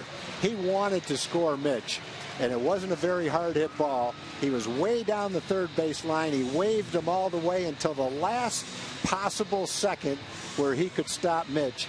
And he saw Joyce field the ball and come up firing, and he puts on the hold sign. Watch this. Right at the last possible minute, and here comes the throw, and it was right on the money. So great call by Dave Anderson right there.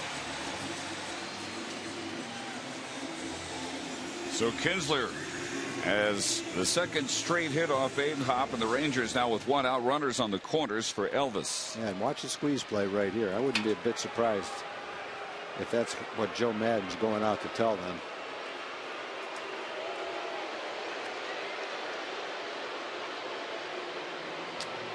All hands on deck for this conversation, and there is our Nissan pitching matchup for tomorrow. 7 o'clock here. Price and Holland. And then the Rangers have an international flight awaiting them up to Toronto after the game tomorrow night, which is slated for national television. And the Rangers will open the series in Toronto Monday night with Yu Darvish against Kyle Drabek. Another good pitching matchup.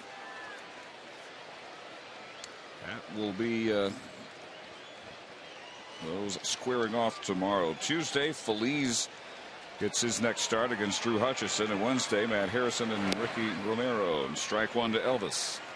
And that is the rule, Dave. I finally found it in the rule book. If you throw your glove and hit the ball, it's 3 bases. So Adrian, I'm sure, knows that. And just to kind of add some enjoyment to the game, he just kind of tossed his glove up in the air for the heck of it. Ouch. Watch out. Throw back behind third base. Gets away, and Moreland will come home. It's 4-1. That was a good attempt. Unfortunately for Tampa Bay, it was a bad throw, and the Rangers pick up a run. It was an error on Molina.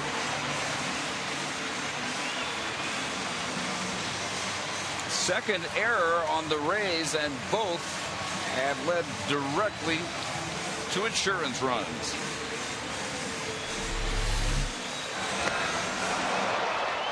That ball almost hit Elvis. And they, I don't think they had a play at third. It's a nice try. I think Elvis may have made it difficult for Molina to make an accurate throw to third base. He had to kind of throw around him. E2 on Molina.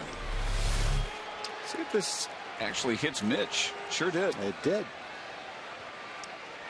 And that's kind of your goal as a base runner when you're going back to the bag. You want to try to anticipate where the throw will be and slide to try to get in the way of the throw.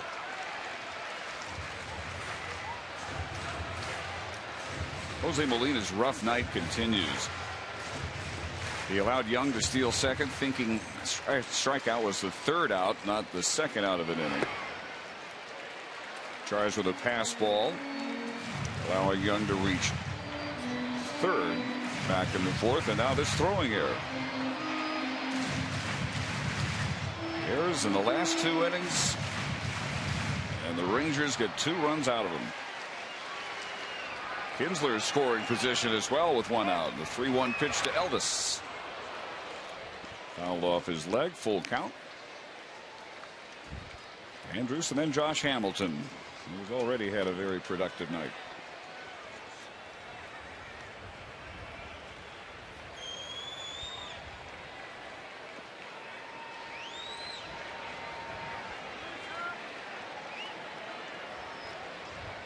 It's now the only game going in the American League. Kansas City and Minnesota rained out Target Field tonight. Cole, strike 3. Elvis strikes out for the second straight time. Baden Hopp gets his second strikeout here in the inning. That's a sinker down and away. Borderline pitch. Could have gone either way. It's a low pitch, sinking. It looks lower where the catcher got it. According to our Fox tracks, it looked like it was high enough. Wash sure doesn't see it. Elvis definitely didn't see it. Again, that's the same old story. The pitcher wants it, the hitter doesn't. That time, the pitcher got it. And this is happening more and more to Josh Hamilton, first base open. They're not going to mess with him. They'll take their chances with Adrian Beltre. Well, that's okay, because if they want to walk Josh, the Rangers have a very good guy up next. Guy that doesn't strike out. He makes solid contact. And if he didn't miss a month of the season last year, he might have knocked in 125 runs. So Rangers have Josh covered. No one in the league is having a better month of April than Josh. In fact, he's got a great chance to be the player of the month in the month of April. But when they choose to walk him, and you can't blame Joe Madden for doing that, Rangers are pretty happy to have Adrian Beltre coming up next. Well, that's a good point. Who would the player of the month in the American League be if not a Ranger? Close to going to 16-5 tonight. Well, Josh leads the league in home runs. He leads the league in RBIs. And his batting average is somewhere around 380 or 390. So he's in the top 5 in that category, too. I don't think anybody. And he's playing terrific defensive outfield. So can't imagine there's anybody who has been a better player in April than Josh. Strike 1 to Beltre. Baden Hopp's about to throw his 24th pitch of the 7th inning. Well hit right field. Joyce is back. It's gone. A 3-run home run. And Adrian has busted this wide open. That's kind of exactly what we're talking about. If you're Joe Madden or any other manager, you feel like you have to walk Josh, and you can't blame him. But you're not saying I'm happy that I got a chance to face Adrian Beltre either. Because that's what can happen.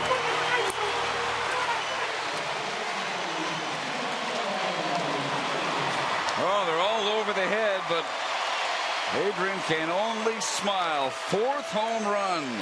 Up to 13 RBIs, up to a 7-1 lead. And Michael Young goes after the first pitch. Pretty well hit, but Joyce is there. Well, the Rangers come up with 4 runs on 3 hits, an intentional walk that backfires. Beltre goes deep opposite field.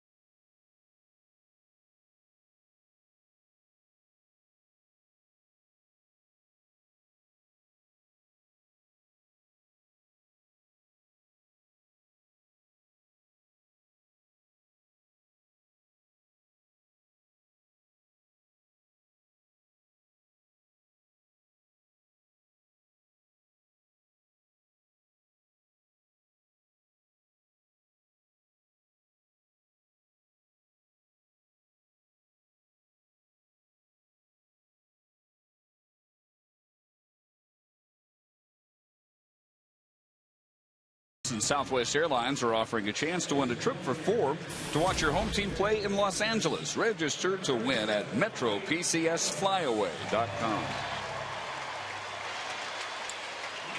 Adrian Beltre's 3-run blast, capping a 4-run burst in the 7th. All the runs earned. The error on Molina, allowing Moreland to score, has not become an unearned run. And Mike Adams is on to work the 8th inning.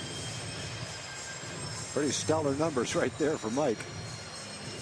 9 innings, hasn't walked a batter, struck out 5. Opponents are hitting a little over 200 against him. Mike's throwing the ball exceptionally well. We're scoreless 8th on Wednesday against the Yankees. I think Mike would be the first to say he feels much more comfortable and relaxed right now than he did being traded midseason to a contender. New team, new league. Had to make the transition, but I think he's made the transition. He's feeling very comfortable as a Ranger right now. He started the season fresh. He had a lot of innings on him when the Rangers got him last July 31st. Yeah. Already thrown with the Padres. He worked 3 outings against Tampa Bay after coming over and retired all 9 Rays he faced, striking out 3. 1-1 to Jennings, who's grounded out, flied out, walked and stolen a base. Top of the order, Jennings, Zobrist, and Pena here in the 8th. Alexi Ogando worked a perfect 7th with a strikeout. 2 terrific catches in left field by David Murphy.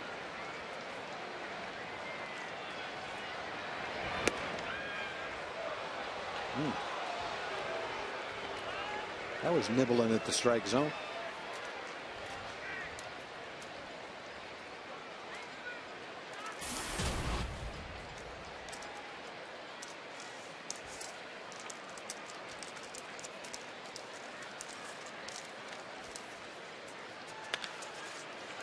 Chopped up the middle and just past a diving Elvis Andrus base hit for Jennings. Only the 4th base hit of the night for Tampa Bay.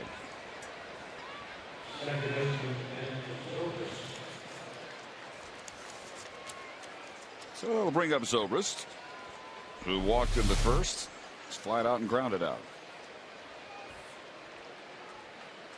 Just past the glove of Elvis Andrus. And he's diving for the ball in a way that if he catches the ball, he can jump up and throw it. If he had to knock the ball down, he probably would have extended himself more.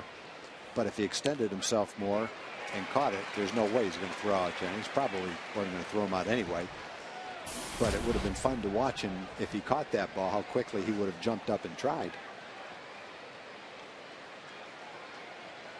Mike Adams, a former team, San Diego, locked up in a pitcher's duel par excellence as Jennings takes 2nd with defensive indifference. San Diego at San Francisco tonight. They're in the 7th inning. It's 1-0.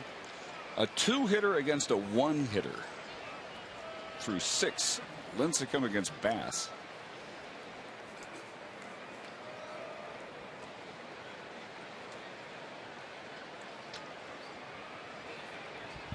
And Washington at the Dodgers, bottom of the 6th, scoreless.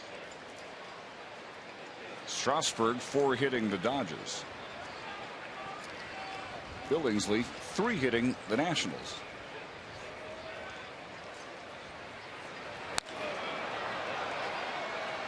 Well hit, but well foul, and it's 1-2. So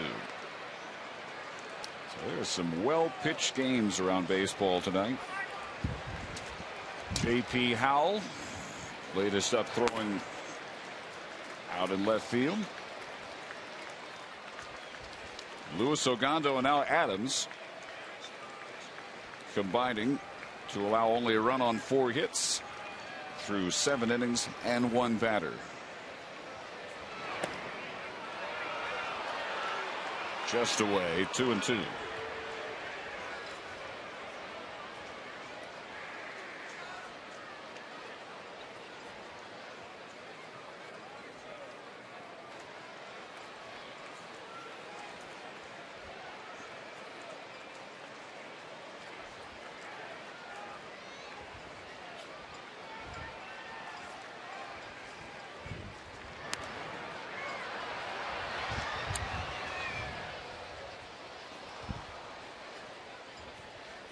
Take another look at the decisive blow of this game.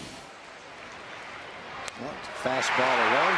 He hits a line shot, and it carries to the front row, and the fans got a souvenir.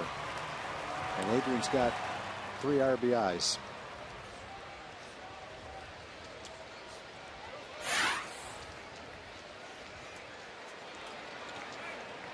Suddenly a 4-1 lead where the Rays are thinking they're within range is 7-1. They're just trying to get base runners.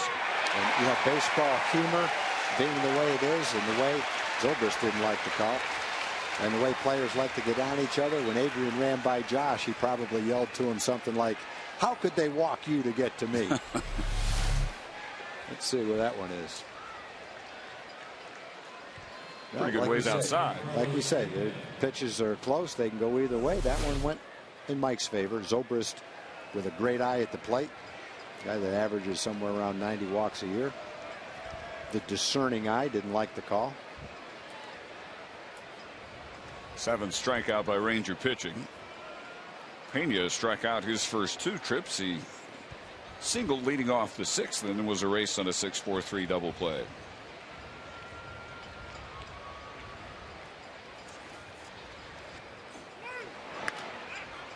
Pops this one on the right side where Andrus and Young were stationed. Elvis makes the catch.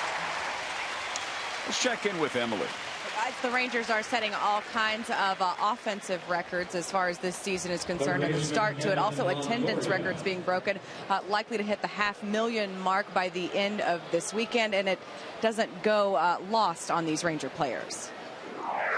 Last night was crazy. I mean, we lost the game, but you know, there's points in the game where we were rallying, trying to get back, and the crowd was right in the game with us and loud, pushing us, and you know, trying to get us to break through in a bunch of those situations. And when you have that behind you, it definitely ups your focus. And actually, I just did the quick math in my head. 513,885 have come to the ballpark to watch these Rangers so far this year, guys. And tonight, the biggest crowd yet this season. 49,197. Boy, there must be a lot of standing room people here tonight. 7th sellout, and the club record extended to 5 consecutive sellouts here at the ballpark. Tomorrow night sold out as well. This could be trouble if it is fair, and it is a fair ball into the corner for Longoria. Jennings will trot home on a double by Longoria. It is 7-2. He's got his 2nd hit of the night.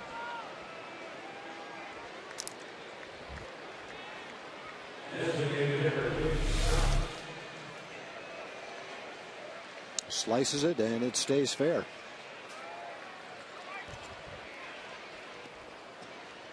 Barely. Maybe a foot. So, a rarity, a run allowed by Mike Adams. That had happened only one of his first 9 appearances this year. Yeah, the whole bullpen doesn't allow too many runs. Now Luke Scott. Robbie Ross has retired 15 straight. And he skies the first pitch out to Josh Hamilton. So the Rays get a run on 2 hits. They leave 1. Middle of the 8th, it's 7-2.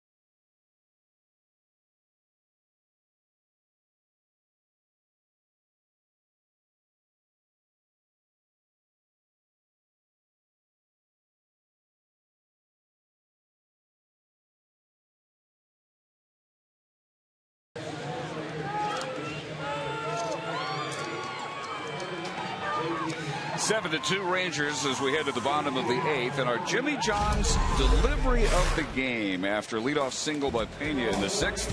Longoria's grounder turns into a 6-4-3 double play with the casual flip of the glove from Andrews to Young. That was pretty. Not routine, but Elvis makes it look that way. J.P. Howell is on for the 8th. Cruz, Murphy, and Torrealba. Elliott struck out, fly to center, and reached on a key error in the game.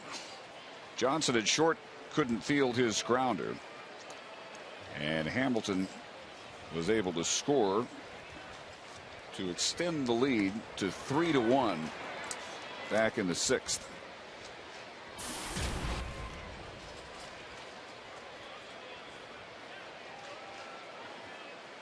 Very important run at that point, not knowing what the Rangers had in store the very next inning for Burke Badenhop. So Badenhop works an inning, 4 runs on 3 hits, 2 strikeouts, 1 walk intentional. That didn't work out the way Joe Madden hoped, because Beltre followed that walk with the 3-run home run.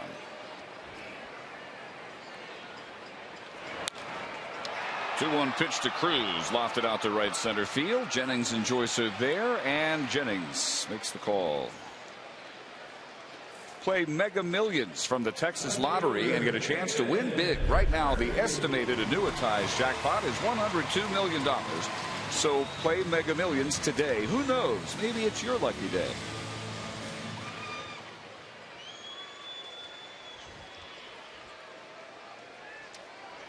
I think somebody is enjoying his first Ranger game. Might be 2 kids. Might be both of them.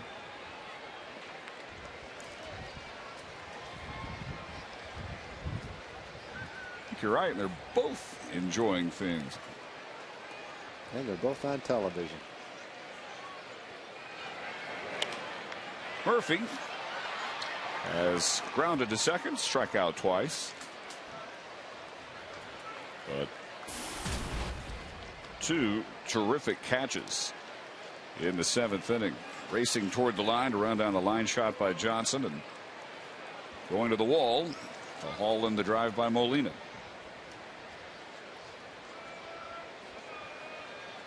And looking ahead to the Rays' 9th, 6, 7, and 8 are due. Joyce, Allen, and Johnson. And Koji Uehara looks like he'll be ready. That's a good chance for Koji. It's obviously not a save situation. It's a 5-run game, but still, Koji's making a lot of improvement this year. He's throwing the ball better, and to be out there when the game's over, it's a nice opportunity for him to get more and more involved in closer games, critical situations.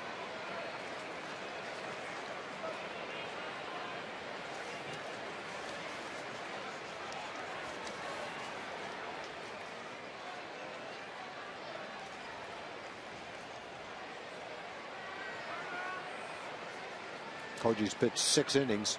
He's only given up 2 runs, both on solo home runs.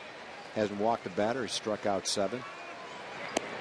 Still a little bit prone to the long ball, but he's throwing the ball much better. His splitter has been a lot better than last year. He's making good progress.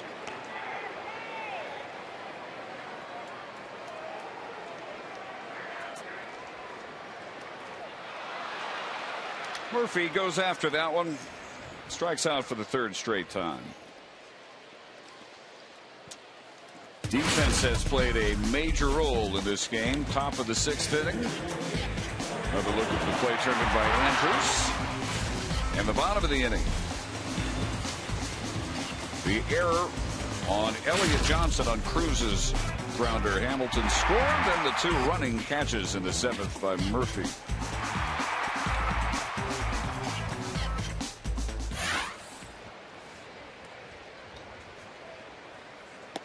Rangers have excelled in all the phases tonight. They produced 7 runs. 3 pitchers that limited the Rays to 2. And they've turned in some sparkling defense.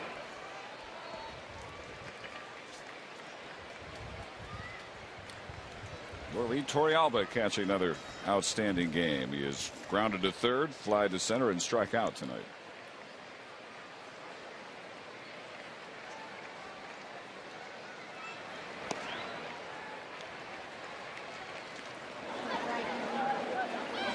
That's the view from the new center field plaza with the big screen for your viewing and dining pleasure out there. 3 balls and a strike. Standing room only packed out there. Largest crowd of the year, 49,197. And the Torrealba hit by the 3-1 pitch. So Mitch Moreland will get a chance to hit here in the 8th. Right off the elbow.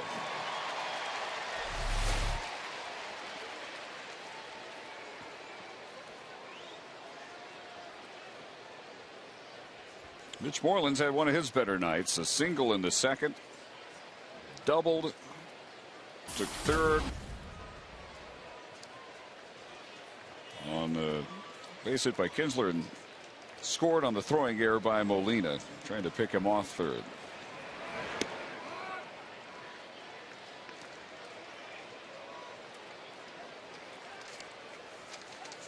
Most of Mitch's hits this year have been in multi-hit games, just like this one.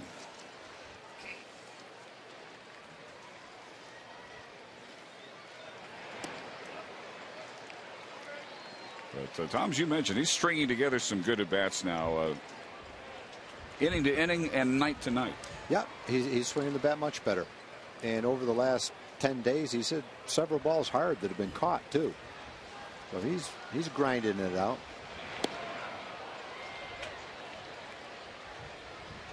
Finally got his average up over 200. He came in at 186. It's 217 now with a 2 for 3.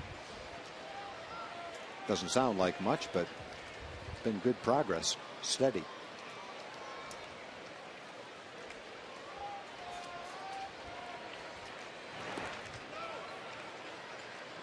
In the dirt, 2-2. Giants came up with 2 runs in the 7th. They lead San Diego 2-1. Tim Lincecum 2 hitting the Padres, now batting in the top of the 8th. Washington got a home run by Adam LaRoche in the 7th. And they lead the Dodgers 1-0. Billingsley against Strasburg.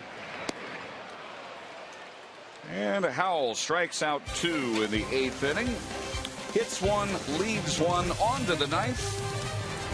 Koji trying to finish off a 7-2 win.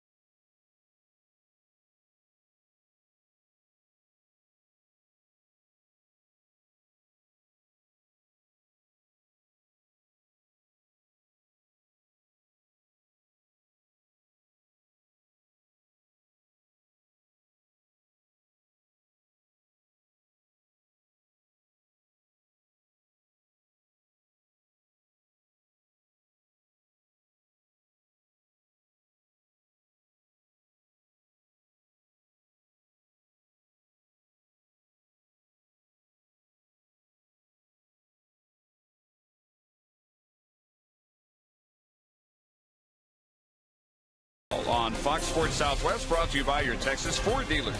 Visit your local Ford dealer and drive the 2012 F-150 Motor Trend Truck of the Year. Ford is the best in Texas.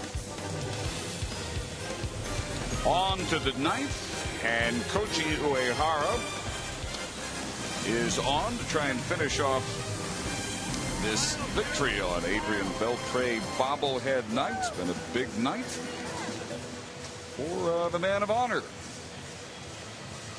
Busted open this game with a 3-run home run. Played some of his usual sterling defense. And here's Koji for his 7th appearance of the year. Yeah, I mentioned he's pitched in 6 games. He's given up a couple of home runs. Those are the 2 runs that he's given up in his 6 innings. Hasn't walked a batter, struck out more than a batter per inning.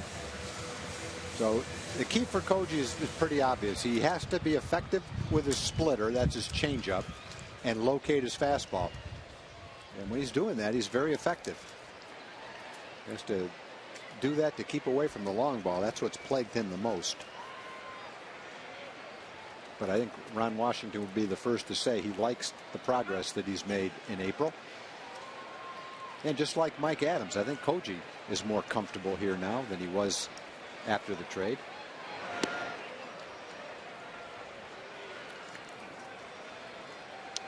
Starts Matt Joyce with the ball. Joyce has homered, leading off the second. Walked and flied to center. And that one is well hit out to right center field. Cruz in front of the track. 2 pitches for 1 out for Uehara.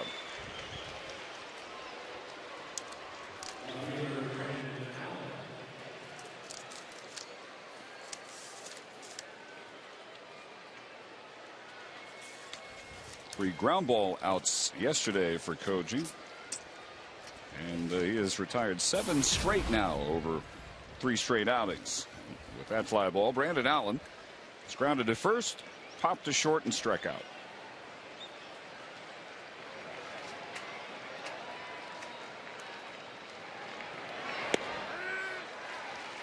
And looks at strike 1.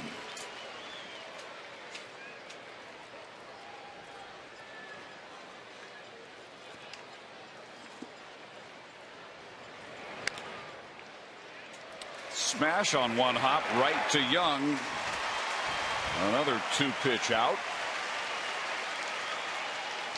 And let's see what John Radigan has in store for us on Rangers Live. Yeah, it's coming up, and Dave, there will be lots of energy and emotion here at the Captain Morgan Club. There's a different vibe in the place tonight. Maybe it's because it's the largest crowd of the year, but either way, these fans are fired up. The Rangers will, of course, get this victory, and the Rangers will have lots of post-game reaction for us. Mark McLemore joins us, and we'll have lots of energy and enthusiasm.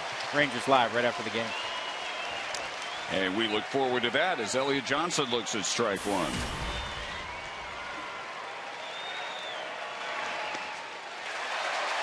Nothing in 2. Well, keep that splitter down. Gets good movement on it when it's down, and much more difficult to make the bat hit the ball when it's down there. Like that. That'll do it. A 1-2-3 night for Koji and a 7-2 win for the Rangers.